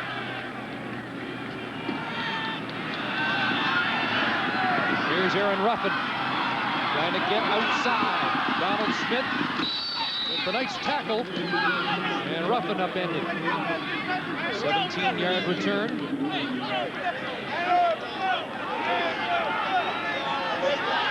Well, the Ticats said if they were going to score on them, they were going to have to put sustained drives together, but that's only been the case once tonight. Yeah, only 4 plays to put the ball in the end zone. You see a 3-man rush. This gives Doug a lot of time. Now he's going to float up in the pocket. You see people have to come to Doug to make the play, and you see how far Eric Carter is from Pinball Clemens. Easy throw for Doug Flutie. Anthony Calvillo back at quarterback. Archie Amerson wrapped up by Rob Waldrop, and down he goes. Waldrop, the only All-Canadian on this Argo defense last year. Top lineman last week in action against Saskatchewan. Well, Waldrop's a load in there when he plays against the run. He's not a monster guy, 6'1", 270, but he just takes up a lot of space. Eats up a lot of players. You see his numbers coming into the ball game. Not a lot of sacks, but he's just there, and he eats up a lot of blockers. 2nd and 10. Calvillo, and that's batted down. Looked like Reggie Gibbons, the rush in, was in there. And the swarming Argo defense causes another 2 and out. Well, this has been a story that's gone on and on for the Hamilton offense. They just can't seem to get anything going. There's the pressure by Reggie Gibbons. Here's Waldrop we were talking about. Look at him, 2 guys on him. He still gets pressure. You see him still get clean. 2 offensive linemen, Newton and Blaine Schmidt, still working him, but he still got pressure. Osbaldiston, Clements, and the Argo 40. Nice cut back there. Blaine Schmidt brings him down at the 48. 38 yards on the punt, 9 more yards for pinball. As we join Mark. Here in the booth with CFL Chairman John Torrey, who's taking in the action here on a Labor Day evening. Your comments on a pretty decent weekend of football in the CFL. Well, Labor Day is always an important weekend for us, Mark, and we've had good crowds everywhere, an overflow crowd in Saskatchewan, a great crowd in Calgary on CBC today, great and a better crowd in Montreal, and all the sort of underdogs won the game. Now, that's not happening so far here in Hamilton, but again, a better crowd here tonight. So we're hoping that the kind of fall will see us continue to pick up and not have any problems, which we haven't had really all season. Things are going much better. Now, you were just named as the acting commissioner of the CFL. Jeff Giles confirmed as president. But what about a hunt for a commissioner? Where's that at? Well, we're not actively looking for a commissioner at the moment. The governors have decided, whether they're right or they're wrong, that Jeff Giles and I are working fine in terms of keeping stability, and we're on the right track in terms of getting things in better shape. So we'll stick with that arrangement for now and not actively look for a commissioner for a while yet. All right, John, thanks for your time. Have a good evening. Thank you, Mark. Chris? Well, Mark, the Ticat fans have something to cheer about. You just saw Willie Whitehead pick up the fumble as Robert Drummond mishandled the direct snap. And the Ticats get the ball back on the Argo side of midfield.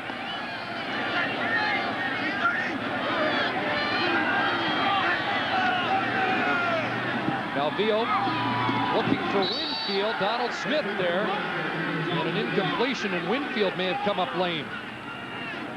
Yeah, Earl really struggled to get out of that route. Looked like he might have twisted his knee at the top of his route and really didn't come out of it. Donald Smith played it extremely well, but it was a well-thrown ball by Anthony Calvillo. Watch the plant. See, it looked like he turned the knee and the ankle just a little bit. Wasn't able to come out of it very well. All-time leading Hamilton receiver, number 6 all-time in yardage in the CFL, number 7 in the league in touchdowns in his illustrious career. Here's Calvillo pulling it down, and he'll take off. And Reggie Gibbons was on him first, knocked it loose. Marcelo Simmons has it, and he's going to go. Marcelo Simmons with the touchdown, 65 yards. Well, the Argos answer back with a fumble recovery of their own, and ouch. Well, this is all a result of Anthony Calvillo realizing that he has nothing going offensively, trying to do a little too much. They didn't get anything on first down with the incompletion to Winfield, so with everybody dropping off in coverage, Calvillo decides he's going to run with the football, and you got to put the football away. Anthony knows that. He's had some problems fumbling the football this season, and this is exactly what they didn't need, a cheap touchdown for the Toronto defense. That's the 9th fumble by Calvillo this year, the 7th the Cats quarterback has lost. Remember, he had 4 in the game against Montreal a couple of weeks ago. That's Anthony competing, just trying to make something happen, and he just trying to make some kind of play for his team, and as it turns out, he makes a bad play for his team. Extra point added by Vanderjack. So Simmons in a new position celebrates a touchdown and an Argo 36-3 lead.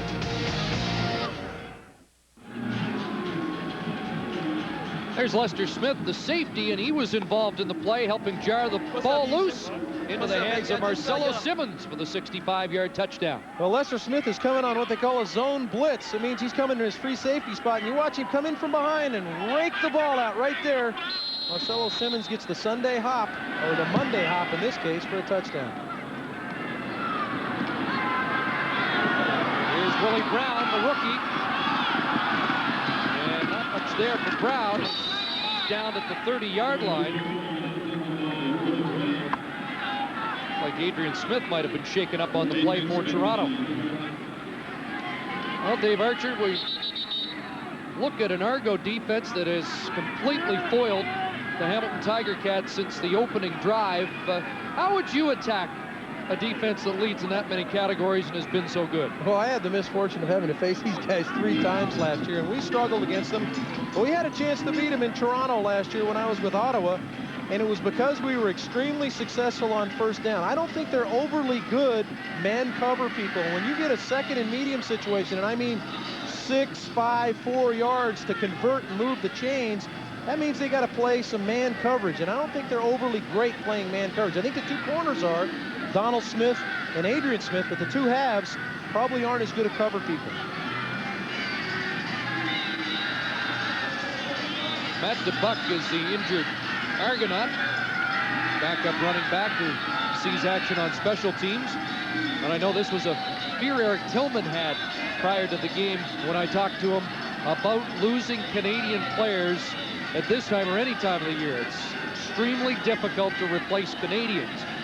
And DeBuck is being attended to now. He's on his feet and looks like he should be all right. Well, DeBuck plays all the special teams for him, and I talked to Don Matthews at the beginning of the year, and he was really excited about DeBuck. DeBuck hadn't gotten to play a lot on offense, but he would be the guy that came in if something were to happen to Pinball Clemens, and he compares him with Pinball, and that's pretty high praise. Native of Montreal, who played at Texas Tech. But the Argos coming into the game had fewer injuries than most croquet teams. Antonius Bonner was the only player on the injury list with a foot problem, and he's probably ready to go next week. Now a snap is mishandled, but Amerson gets loose on the right side. Archie Amerson down by Benson. Mike O'Shea in the area as well. Gets up close to the 40-yard line, and that's a pickup of 8 to 9, and Amerson musters a smile. Other than the way Earl Winfield plays, this guy's been their most valuable player this year. Earl in just 5 games, this being his 6th game, has caught over 400 yards worth of balls and has lent a lot of leadership. And here you see Earl downfield. Here's what he does. He wants the football. First of all, he said, let me see if I can get a block. And who's he pick out? Well, he kind of shoe dusts our boy Michael O'Shea there. Here's Amerson trying to kick it outside. He was slowed up on the play by Demetrius Maxey, and that allowed the Argo pursuit to get there.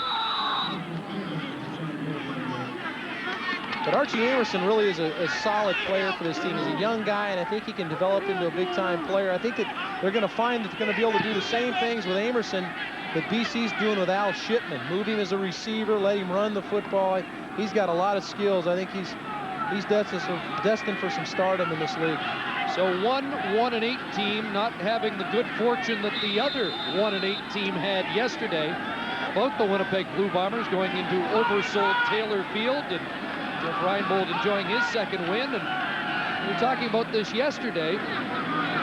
Teams have to just kind of look for the next step along the stepping stone, try and get within a couple of games of Saskatchewan for that last playoff. Here's a block punt.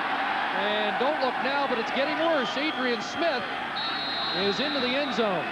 Donald Smith blocked the punt. And Osbaldiston taking exception with the hot dogging from Adrian Smith, a former Ticat. Now, it's one thing to put it in the end zone, but when you're hot dogging around the goal line, you'll draw a crowd of black and gold. Well, especially when you're doing it right in front of the bench of the Hamilton Ticats. And I don't blame Paul Osbaldiston. And if I were one of his players, and I know you shouldn't condone this, but I'd have been right down there with him. That's ridiculous. Just get the ball in the end zone and act like you've been there before. And this is a championship football team. Donald Smith had the block, and you see Osbaldiston is extremely upset over Donald Smith with the block, and Adrian Smith scores. But you know, play like a champion, act like a champion, and I don't agree. I don't think that was championship tactics right there by Adrian Smith. And he has been there before. He had a touchdown against Hamilton in the regular season last year on a pick. And, of course, in the Grey Cup game, he had the decisive interception of a McManus pass. That's the trade. That's the trade 2 years ago. Well, that's the reason, he said. Adrian Smith dealt by the Tiger Cats and rubbing a little salt in the wound here at 42-3. And the extra point to come.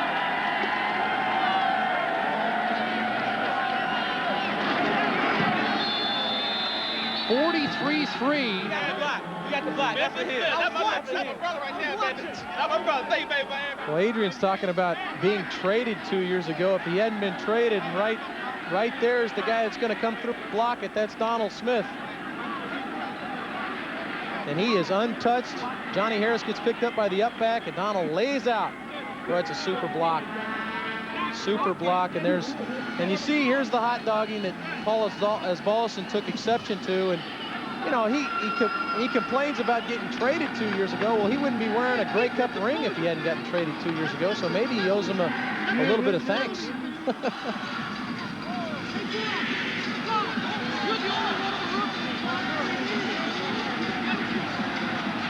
Low snap. But it was just the fact that Donald Smith was completely unblocked, and he saw 3 Argonauts around the punter, and that's not good protection.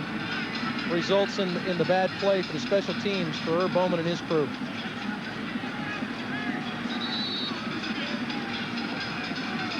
Now you see Asbaldiston in, and he's going to get a bunch of his friends on the scene very quickly. Asbaldiston, a 12-year veteran.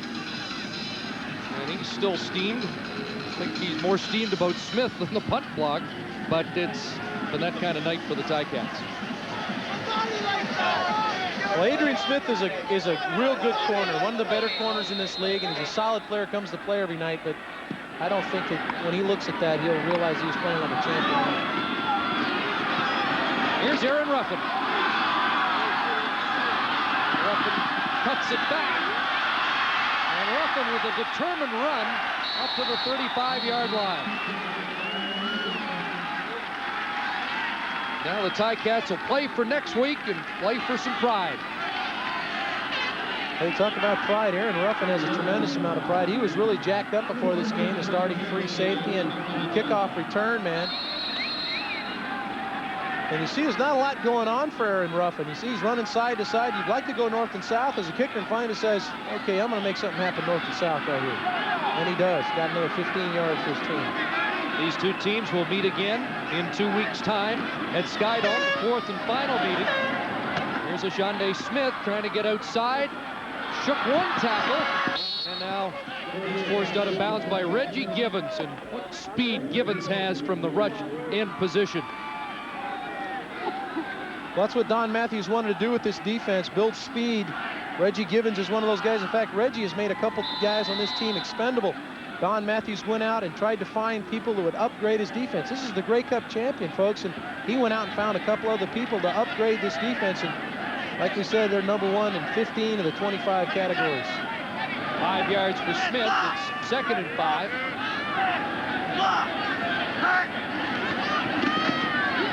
And it's Smith again. And he couldn't shake the tackle of Charles Anthony, who read the play nicely. And now Calvillo on the offense, hearing it from the fans here at Diver Wind. Well, they're trying to get the ball in the hands of the guys that can make a big play out of something small. Ashande Smith, his main attribute is his speed. But Charles Anthony and the crew for this Toronto defense just seem to rally to the football so well when it's thrown underneath. Well, let's see if they can give better protection to Asbaldiston on this punt.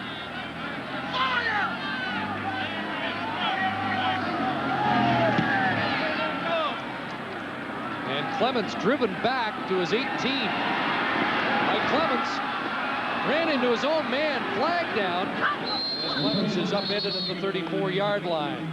52-yard punt, 15 on the return, pending the flag. Gerald Bond with the tackle. Some sad Cat fans tonight at Ivor Wynn.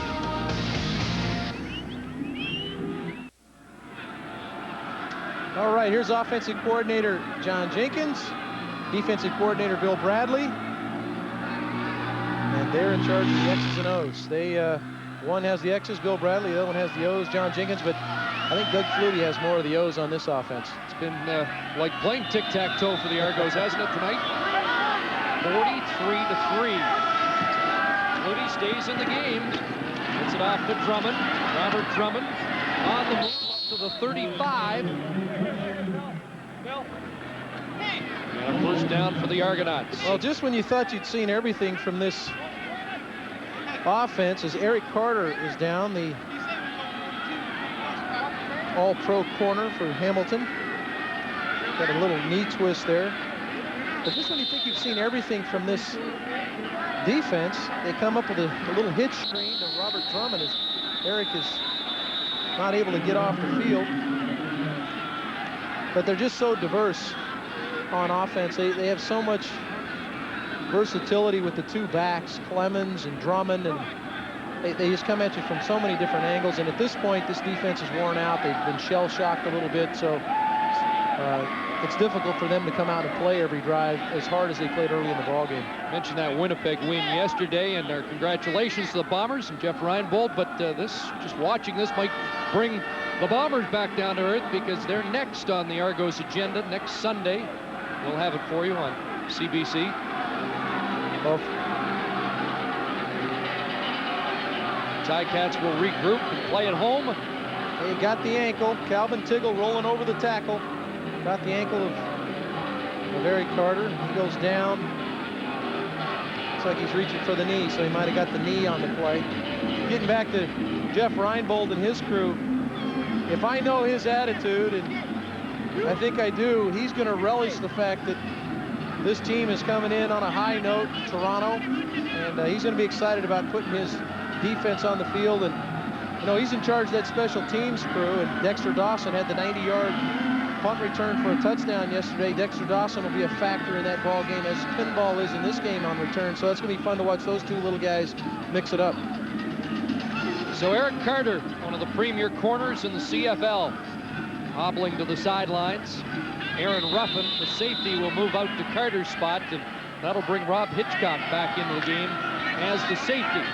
5.5 minutes to go. We're still in the third quarter at Ivor Wynn. And the Argos in a rout. One of those games where Doug Flutie and company will now get to pad some stats.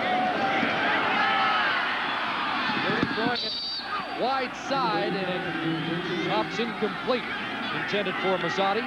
And Don Matthews will lead Doug Flutie in. He's not worried about injuries or running up the score. He says this guy has earned his right to be number one, and when you get to be number one, you get to play. Yeah, but I don't agree with the philosophy. I think that Flutie should be on the bench at this point. It's 43-3. Doug Flutie's been nursing some injuries all year long. All it takes is somebody come in, clip him in the leg, and now you're back to where you were a couple of weeks ago when Doug Flutie was not as effective as he is normally. Here you got a healthy Doug Flutie. Get him off the field. Get Andre Ware some opportunity to get in there and play. 2nd and 10. Pass off the fingertips of Mazzotti, incomplete. And right there, Doug Flutie took a big shot from Michael Philbrick. I'll be highly surprised if we see Flutie on the next series, but he has played the majority of the downs for this football team. See, those are negative thoughts, Dave, and Don Matthews says he never has negative thoughts. And he hasn't been exposed to a lot of negatives as a head coach in recent years. 3-time coach of the year and in the Grey Cup the last 3 years with teams he's led. Well, the 5-time MVP would be on the bench for me in that series, I guarantee that. Great punt by Vanderjagt. And Steinauer over the 35-yard line. Oh, who comes out at quarterback for the Hamilton Tiger Cats? It's still Anthony Calvillo back in. Well, Don Matthews, in assessing his opposition, said that the Tiger Cats were a team that didn't seem to have an identity on offense, and clearly an identity has not emerged in this game. They've really struggled to put anything together. I don't think we've mentioned Prince Wembley's name today. Prince Wembley is a solid receiver, the #2 receiver on this team. Mike Moriali hasn't been involved, and I don't think Archie Amerson has touched the ball enough. And Wembley had a 69-yard touchdown catch last week. There he is. First time they've thrown his way, but it's overthrown. Incomplete. Well, the fans have been on Calvillo for most of the season here, and he is hearing it from them again tonight. In talking with Anthony Calvillo, he said, I wanted to play a great game before the home crowd. I wanted the home crowd to see me play well. He played well on the road coming into the last 2 times. He had 3 consecutive 300-yard games. He just has not been able to put together against the best defense in the league. 2nd and 10 for the Cats. And Calvillo airing it out, looking for Winfield against Donald Smith. Incomplete. And it will be 3rd down. And after that first drive for the Ticats, they have not been able to put anything together.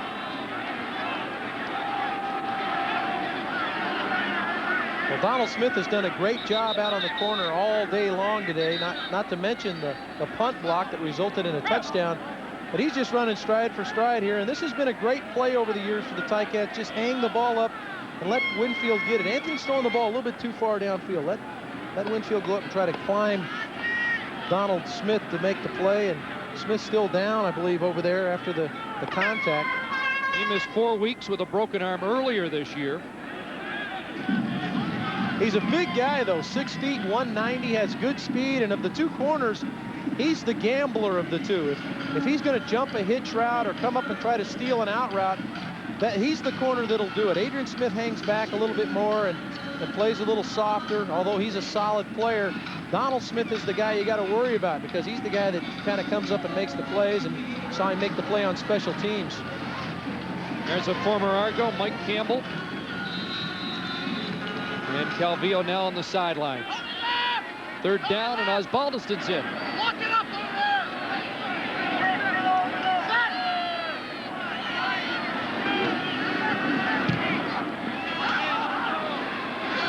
Great kick by Osbaldiston again, who's pumped up after that block punt.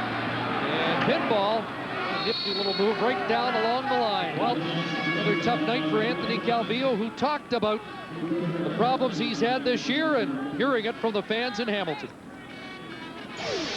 Fans are fans. You know, they're going to love you one play, they're going to hate you the next. That's just the way things go. And, you know, our fans have been frustrated all year because we've been losing, and we've been losing at home as well. We haven't won a game at home all year. So I think the way we could turn that around is getting a big victory. Well, we hear from one quarterback, while another one in the broadcast booth was correct in his assessment of who would be in at quarterback for the Argos in the next series. It's the other Heisman Trophy winner, Andre Ware, who has seen limited duty this year. Ware's pass in the flat for Clements. Pinball draws a crowd there. Gang tackle at the 32-yard line, and that's behind the line of scrimmage. This is a great opportunity for Andre Ware to come in and get some good game experience. He's got over a quarter left, and he comes in and immediately throws the guy who leads the league in receptions, Pinball Clemens. He catches a lot of these short passes, but he turns them into plays. And if anybody ever doubted the toughness of this guy, you got to remember this guy's 5'6", 170 pounds, and it took about 6 Ticats to bring him down. That's just the 4th pass thrown by Andre Ware this year. He's completed 3 of them. As those plays take to the wrist, we'll see what he calls. Looks for Mazzotti, and he's drilled by Frank West at the 38. That's a short gain for the Argos, and they'll be in a punting situation. Yeah, but you already see the intelligence of Andre Ware, because the first 2 guys who caught the football for him, Pinball Clemens, who's been around here for a long time, and the next guy, Paul Mazzotti. They're 2 longtime Argo veterans. 2 good guys to get the football to. Yeah, keep the vets happy. That's a pretty good idea for the quarterback.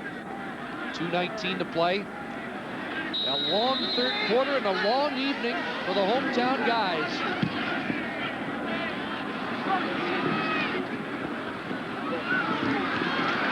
Here's Kenny Wilhite. And Wilhite stepped up to the 35 as we join Mark Lee. Chris on the sidelines here with a couple of former Ticat greats, some Grey Cup champions. That's Bronco Nagurski, the offensive tackle from the 60s, and everybody recognizes Angelo Mosca, the big, bad, sometimes dirty defensive lineman for the Cats. Whatever you want to call me. Don't call me late for breakfast. What are you guys doing together here this weekend? Well, first of all, it was great to see Bronco. Bronco come up from this. He's from this area originally with a wife. He married a girl from here 31 years ago, or 35 years ago. 35 years ago. And I got a hold of Bronco, and Bronco said he'd get a hold of me when he come in town, and we're having a little nostalgic weekend. Bronco, too bad that the Cats can't win on this nostalgic weekend. How about a comment on their play? Well, it hasn't been very impressive tonight. All the games that we used to play with the Argos were real dogfights. They were real battles. There was always a great tradition, and it's just one of those things. It's not their year. A lot of conjecture about the firing of Don Southern, the defensive specialist, and defense not their strong suit here tonight, Angie. It's pretty obvious. You know, I'm really dejected because usually we got up for this game regardless of what kind of a year we were having.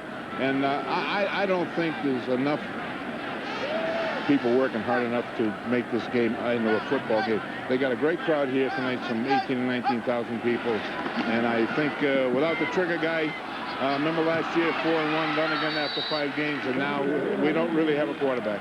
All right, thanks very much to a couple of Ticat greats, Angelo Mosca and Bronco Nagurski. Chris? Thank you. Thanks, Mark. Yeah, Mark, Angelo Mosca is like most of the fans in Hamilton. They speak their mind, and they're getting impatient. Ricky Foggy's back in now. Well, I think we alluded to the fact that I don't think the fans are seeing the kind of offense that Anthony Calvillo runs. When they had the spread offense that Dunnigan was so successful with, as you see him come up with a first down here, and this is a positive. They haven't had a first down the whole half, it seems like. I think Calvillo's strength is to spread the field, similar to what Doug Flutie does. He's got a big arm, stretch the field. You saw the numbers. He racked up some big-time numbers last season. Threw for over 500 yards twice last year in that run-and-shoot style of offense, and that fits him a little bit more. I don't think he's comfortable in the two-back offense, play-action pass. Ricky Foggy now is taking the reins. And they have their first down of the second half. Foggy under pressure, and he delivers that ball low and incomplete. Intended for Andrew Grigg. Reggie Givens was putting the heat on the Hamilton quarterback. Well, Foggy's one of these real positive guys. Steps in the huddle. They said when he stepped in a couple of weeks ago in the Montreal game, when that game went south on him, they brought in Ricky Foggy, and it seemed to really light a fire under the offense. And it'll be interesting to see if they respond to him again. He's been in once this game. They weren't able to move the football, but what they need to do now is to try to work the football down the field, put a couple of points on the board, a couple of scores, give themselves some confidence to go into next week. 2nd and 10. Here comes the pursuit again. Foggy, mobile, getting out of trouble, and throwing to Prince Wimbley for a completion. And that'll be close to a first down. I think he's going to be just shy as Wimbley has his first catch of the game. Well, they give him a good mark, and it is a first down. Well, this is Foggy's strength, is to make people miss. He was with Damon Allen in Edmonton, and that looks a little bit like Damon Allen right there. And Ricky's played well in this league. He's thrown 85 touchdown passes in this league. He's not any stranger to what's going on. And again, Waldrop fighting through the block of Newton, putting the pressure on Ricky Foggy, but Foggy makes him miss, and Wimbley comes back to help. Foggy, a 9-year CFL veteran. Play action, and throwing it for Smith, and it's knocked down by another Smith, Adrian. You got a Shonda Smith, Adrian Smith, Lester Smith, Donald Smith, and an incomplete Tiger Cat pass. That's the final play of the third quarter. Urban Bowman and the Cats having their helmets handed to them on their home turf.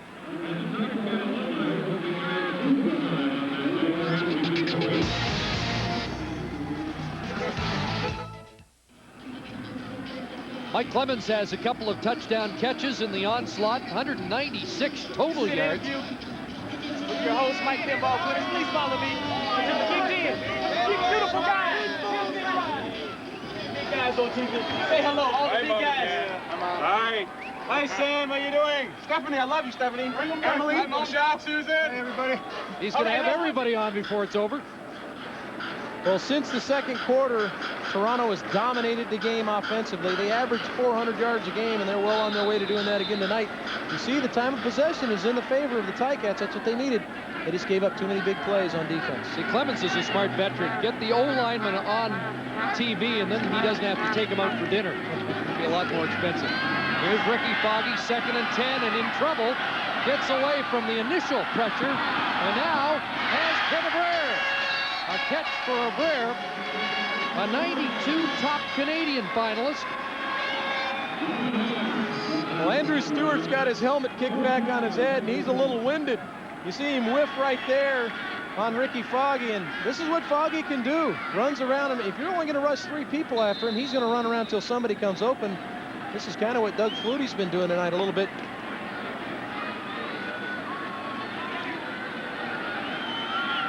I got nothing else to do, so I might as well show you a sign. Nice to know Mike Vanderjagt's on our side. Can't beat it. I don't know about the artwork, but here's Amerson left side. And Archie Amerson down to the 39, has 4 for the Tiger Cats. Well, he got drugged down at a bad angle there, and it looked like he might have twisted his ankle. But just as he accelerated, he got drugged down from behind, and a lot of times the defensive player will fall in the back of your legs. Looks like he flipped him in the back there, and Amerson's going to have to go off for a little help from the trainers. Ken Abraire was coaching the secondary at the University of Ottawa last year, and he was joking his cousin was 2-time All-Canadian, Chris Abraire, and when he got the call from Hamilton, he showed up. He said the Ticats probably were hoping it was Chris instead, who's going to be a top prospect in this league in a year or 2. Ricky Foggy, and Foggy almost picked off. He was looking for Andrew Grigg. Donald Smith back in the game denied that pass. Well, I talked earlier about how Donald Smith likes to gamble. Here it is right here. He reads the route, and watch him break on the football. He breaks underneath Andrew Grigg, and Grigg's arm in there actually prevented the interception. Well, Donald Smith just did push-ups, I think, as his penance for not coming up with the pick. There he is. Well, this is something defensive backs do and practice a lot during training camp. If you drop an interception, you do push-ups, and he feels like he dropped one there. Well, he had a block punt in the 3rd quarter, which really there it is, put this one into the laugher category. A pass for Abraire knocked down, and Marcelo Simmons was in coverage.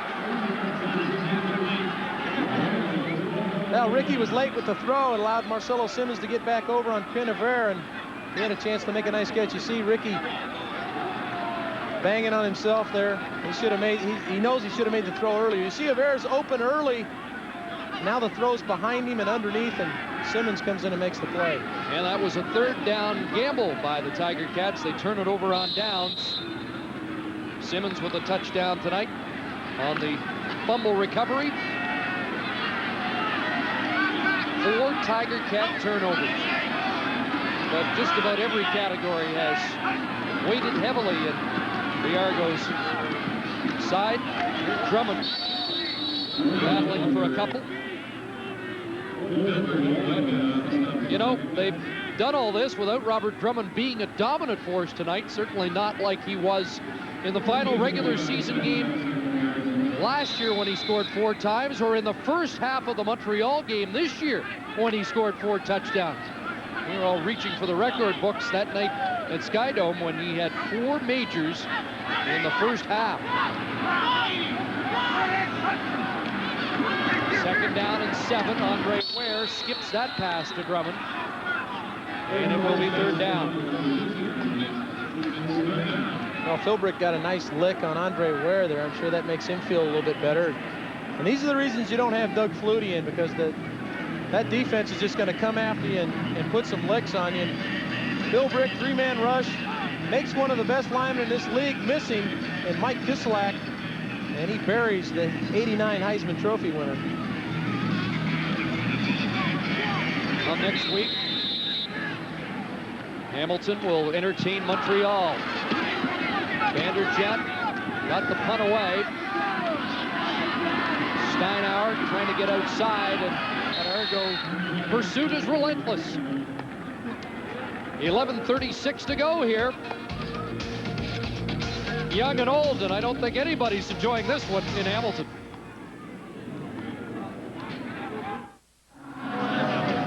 I think it's a safe bet that Clutie's night is done. And what an efficient and surgical performance he put on.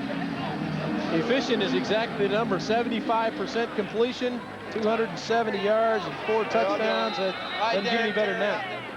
It's bad news for the rest of the league. He backed up the comment that he's healthier than ever with his performance tonight. Here's Foggy under pressure again. Down he goes at the 25-yard line, and that's the rush in. Reggie Givens out of Penn State. He of the 4.58 40, catching up to Ricky Foggy. Well, what they've done is they've increased a little bit of pressure. They saw Foggy was making some plays running around a little bit, and so they're going to get Benson and Givens and those people involved in the rush. I saw Michael O'Shea up there, and this is just a great defense. It's a defense that, again, if you don't do well on first down, you're really going to struggle against, and they've played a game plan perfectly the way they want to do things. 2nd and 11 for the Cats at the 25. And Wembley reached back and almost made a fine catch. Incomplete, and a 3rd down coming up. Earlier today, the Calgary Stampeders with a 27-14 victory, and they are at 500 after the 0-3 start, winning the first half of that back-to-back doubleheader against the Edmonton Eskimos, and looks like the Stampeders are right back on track. They really are. They struggled 2 weeks ago in BC, but come back with a solid effort here on Labor Day against their arch enemy, the Edmonton Eskimos. And the Eskimos, Danny McManus went down with another injury. We're going to see if he can play Friday night. Here's Clements dancing around, but not getting anywhere that time. Cooper Harris again is the man to make the special teams tackle. And a loss of 3 after the 44-yard punt as we join Mark. Well, Chris, we've got the play that is considered the turning point in the Battle of Alberta. Danny McManus picked off by Marvin Coleman. A big return on the play, and this interception would set up Jeff Garcia's 1-yard touchdown run in that 27-14 Calgary win. Here's what's coming up next week, the CFL on CBC. The Winnipeg Blue Bombers, coming off that big win yesterday against Saskatchewan, will face the Argos. That is BC at Saskatchewan. Check your local listings. And the Green Riders trying to regroup, and same situation for BC after letting one slip away Saturday in Montreal. Here's Drummond with the catch up at the 50-yard line. Calvin Tiggle, the tackle on Robert Drummond.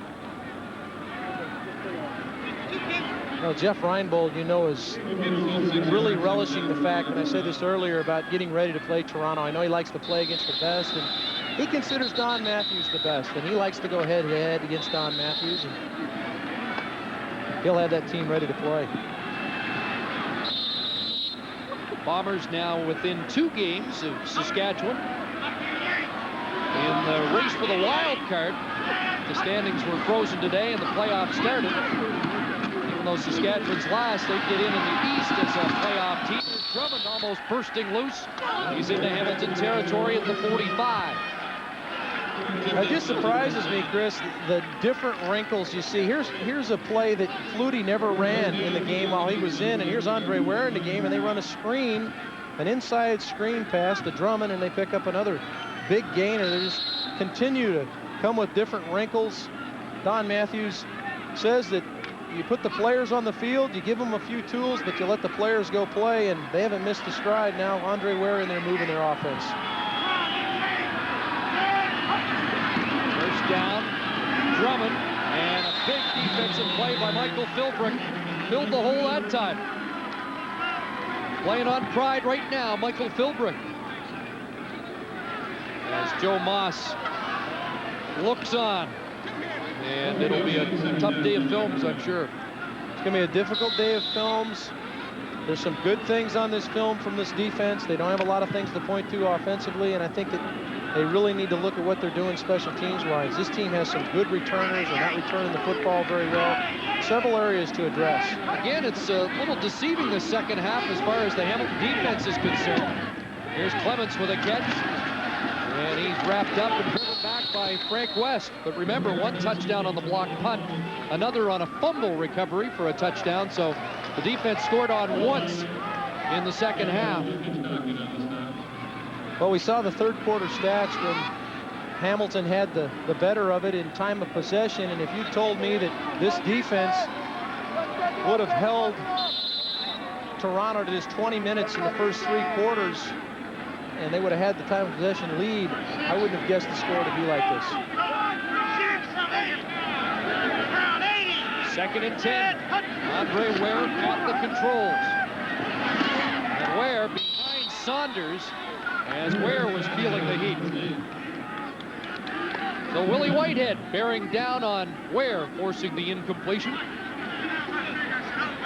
Well, Urban Bowman thinks Willie Whitehead is cut from the same cloth as Elfrid Payton, and he got pressure that time as coming from his outside in position. Bowman really likes Whitehead. I think anybody in the league that's watched Whitehead play likes the way he plays. And he's a force on this team. Young guy, too. This defense is a young defense. They're going to be around for a while. Getting an education tonight. Ware and Drummond can't hang on. And it'll be 3rd down, 6:51 to play. Urban Bowman was saying he got a call at 11 o'clock at home on Saturday night from a fan who wanted to tell him how to coach the team. I think Urban better get that phone number out of the phone book, because he may get a few more calls after tonight. Well, Urban likes to have fun, but I guarantee you Don's having the better of it tonight. He's enjoying his team's performance, and this may have been their most solid performance of the season. The only bad thing that's happened to Don Matthews this weekend is the insurance has run out on the Harley Davidson.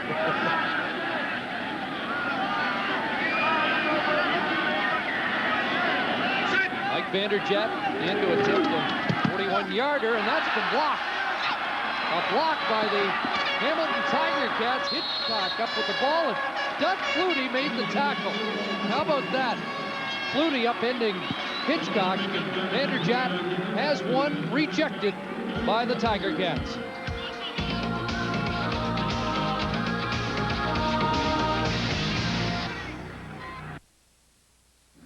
Well, Doug Flutie's a super athlete, and he can make a lot of things happen for you on offense, but here's something he definitely didn't want to see. You see his eyes? He says, I got a 215-pounder coming at me. Let me get down on the ground. And if I can get his legs, okay, fine. I'm going to get off the field now. He got off in a hurry. I can't believe you're dissing a fellow quarterback. That was a heck of a play. That was a nice play. Here's the pitch to Willie Brown. Left side. He's drilled as he hits the 40-yard line. I know Calvin Tickle was sizing you up yesterday like you might be in there looking for a linebacking job. Well, I couldn't run like Doug does. And looks like they're going back to work. The Labor Day weekend drawing to a close. And unfortunately for Hamilton fans, the Ticats being torched here at Ivor Wynn.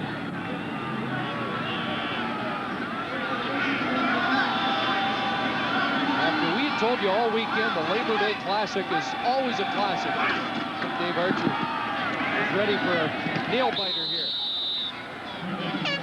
Well, it certainly started out that way. It certainly started out, both teams were playing close to the vest, tough defense, but this Toronto offense is just so difficult, and the Toronto defense doesn't allow you to breathe. If you're not going to do anything first down wise and move the football, then they're going to get you out of there and give the ball back to Flutie. 5:37 to go, and Osbaldiston back in to punt.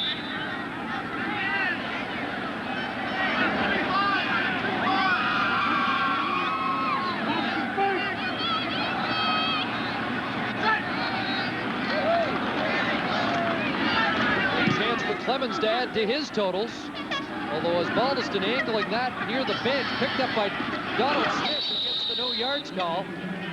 And now we got something going down there. And in the middle of it was Joe Romolo. So the frustration showing here for the Cats.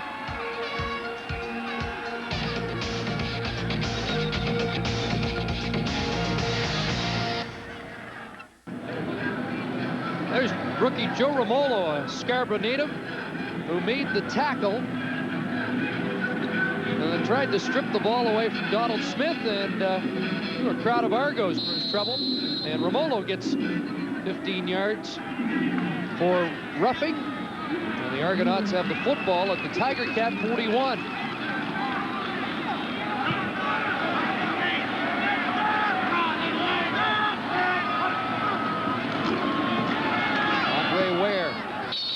And it's complete to Drummond with Calvin Tiggle on his back at the 35.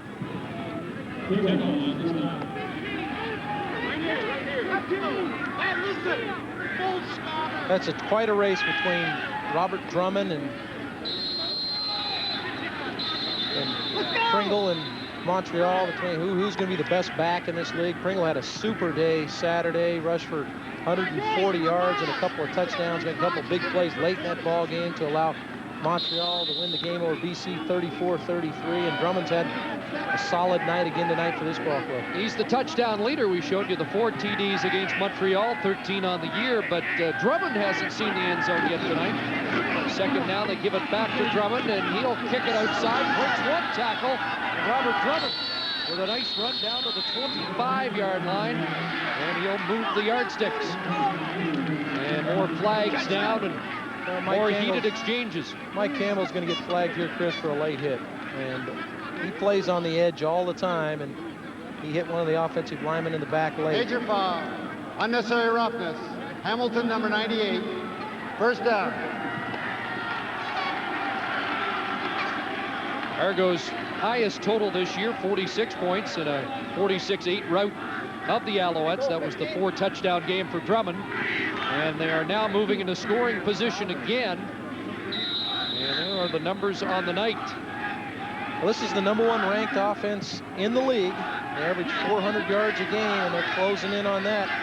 And Doug Flutie was maybe his best of the year tonight. Darryl Mitchell with 2 touchdowns. Pinball Clements with a pair. Specialty teams have 1. The defense has 1. And that pass sailing over the head of Paul Mazzotti, who looked like he was open in the end zone. Let's join Mark.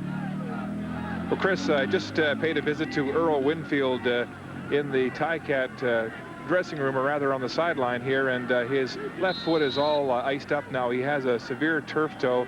Told me he's finished for this game, and it looks like his career as a Ticat is indeed over. I asked him if he would be going to the school and not coming back for weekend games, and that is a fait accompli. So a tough ending for Earl Winfield, who's had some great games here for the Ticats over the years. Here's Pinball Clements, and he's wrapped up and tossed out by Kenny Wilhite.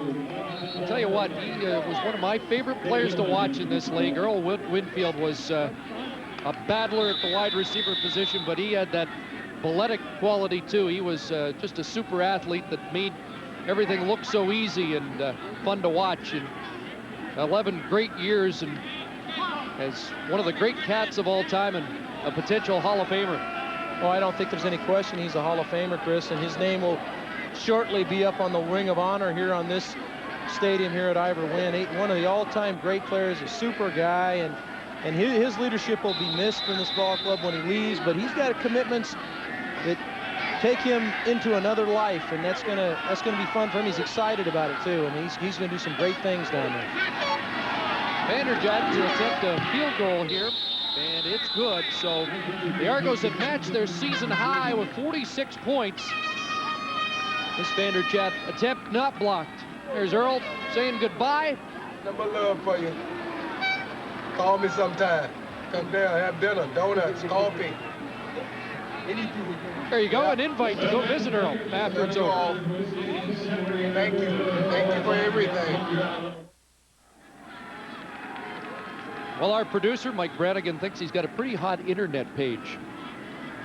So give it a try at www.tv.cbc.ca/CFL, and it is a good-looking page. And we'll have lots of information, highlights for you, and give you a chance to participate.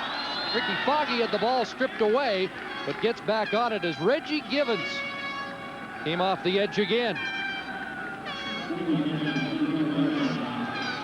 Well, just when you thought that maybe this defense would fall back and let you complete a few footballs, here comes Reggie Givens again, relentless. He gets by Peter Shorts there, and Pete's played a pretty good game tonight. They've got some pretty good rushers on this team, but that time Reggie got by him. What's the worst you've ever been beaten in a game, and how'd you respond the next week?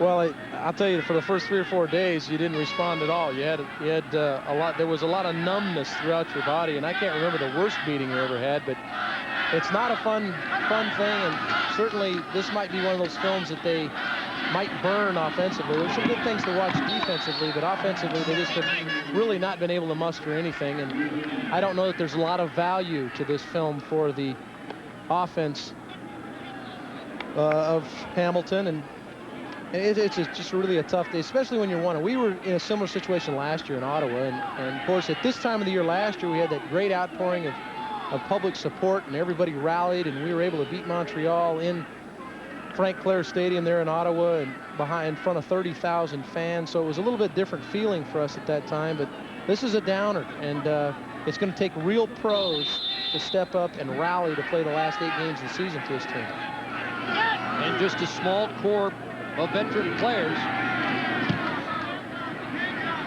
Osbaldiston, the senior guy, and a big kick there which goes out of bounds. And that's what Anthony Calvillo was saying yesterday, that at 1-8 the season was not lost, but it's hard to tell players that haven't been in this league before that the turnarounds can be quick. The BC Lions were 1-8 at the turn last year, and now they're one of the better teams in the CFL. But that comes with experience, and there's not a lot of it on that Hamilton bench. No, we discussed the 24 starters on this ball club, offensive and defensively.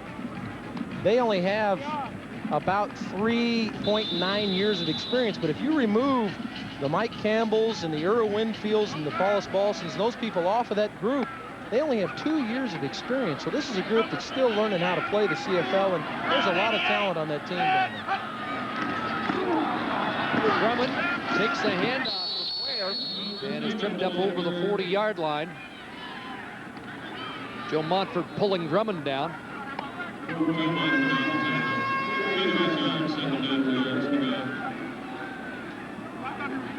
Well, Montreal comes in and is going to tackle this Hamilton team next week, and be a big matchup for them because they're going to have the hard-running Mike Pringle coming in here, and they'll have to regroup and be ready to play because that's an offense that comes right at you. No secret to what they're doing. They're going to pound Mike Pringle at you, and Tracy Ham's going to run around and make some plays. So another tough matchup. Doesn't get any easier. No, it doesn't. Remarkably, Hamilton has done the best job against Pringle this year. In 2 previous starts, Pringle held to his lowest totals against the Hamilton D.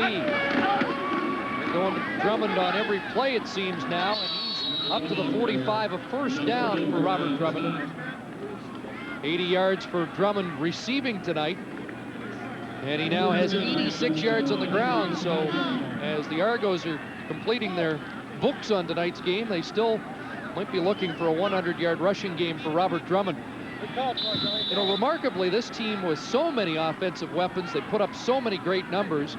They've only had 4 100-yard receiving games this year. That's an indication of how Doug Flutie uses everybody. It really is. Doug spreads the ball around as he did again tonight.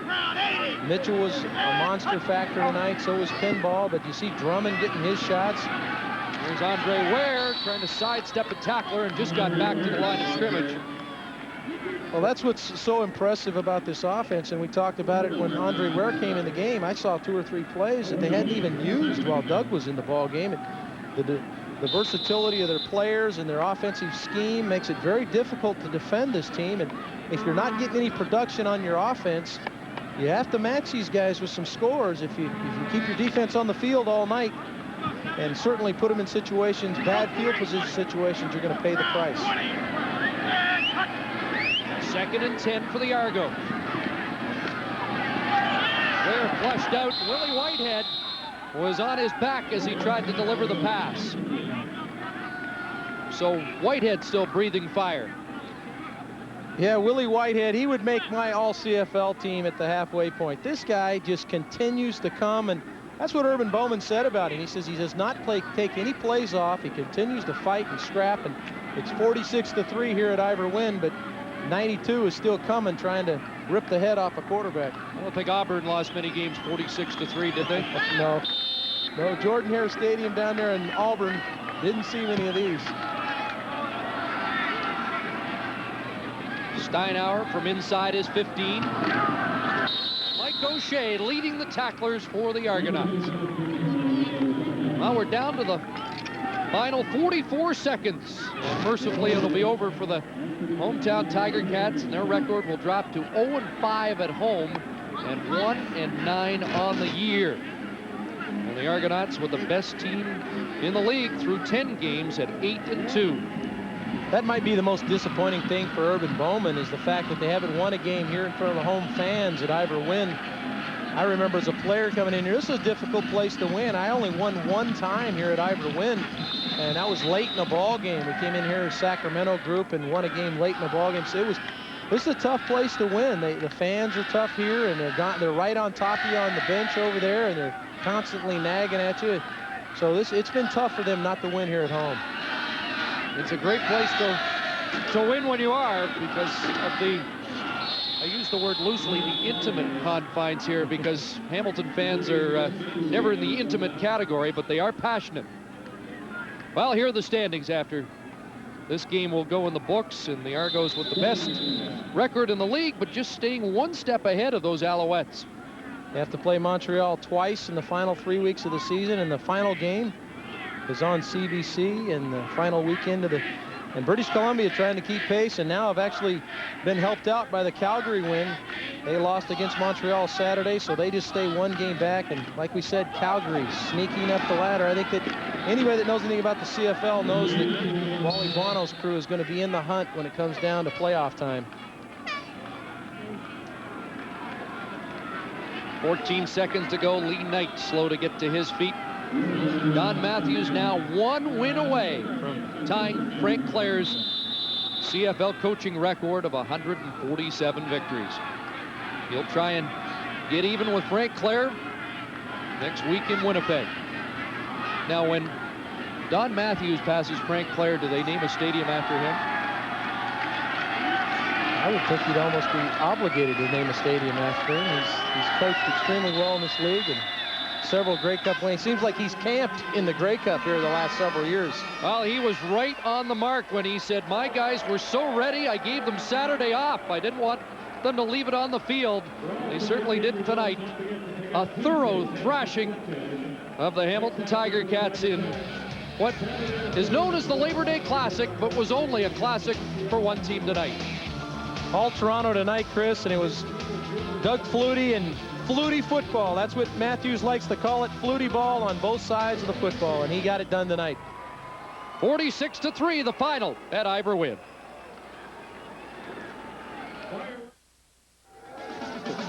Back in Hamilton on the aftermath of the Labor Day Classic, it's all Toronto on this night to the tune of 46-3. Joining me, wide receiver Earl Winfield of the Hamilton Tiger Cats. Earl, all kinds of speculation that you will indeed announce your retirement after this game to take a job as a director of admissions at a school in Virginia. Yeah, that seems to be the plan.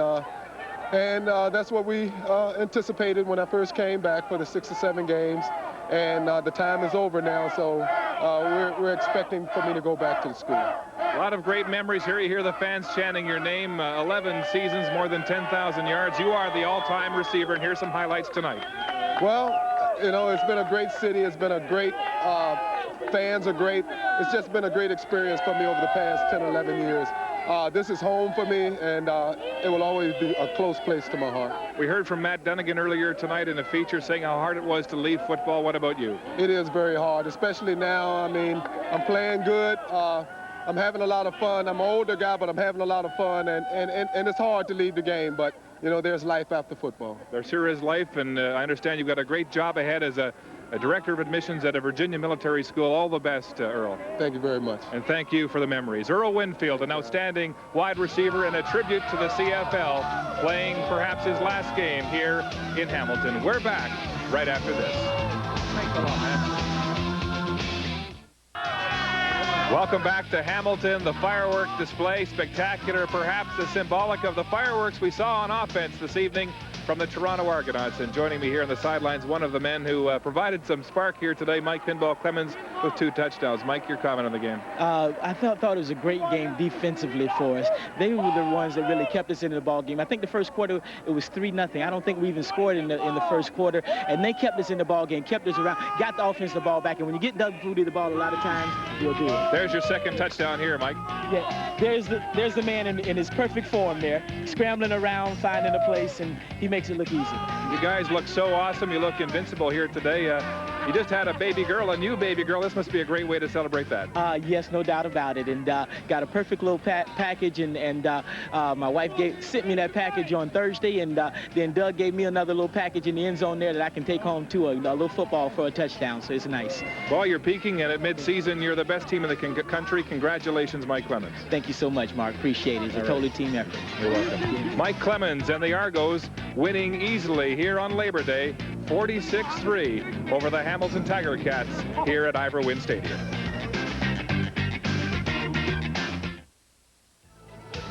The Argos matched their season high with a 46-point explosion on Labor Day. The Cats remain winless at home in a sorry 1-9 season. Here's what's on the menu next week on CBC Sports. Labatt's Blue Jays baseball is Texas at Toronto at 7:30 Eastern from the Sky Dome. Next Saturday, Labatt Blue Pro Beach Volleyball. From Saville Beach, it's the Canadian Men's Championship.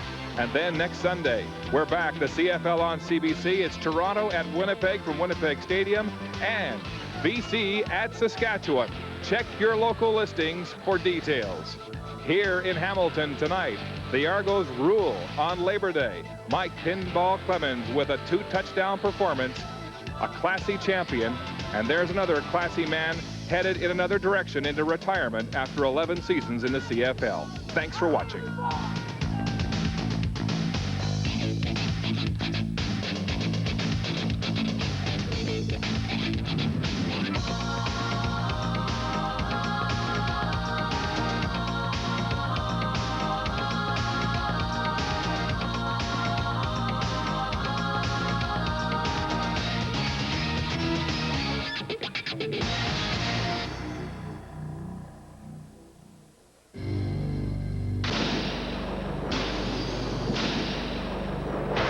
CBC Sports, home of the champions.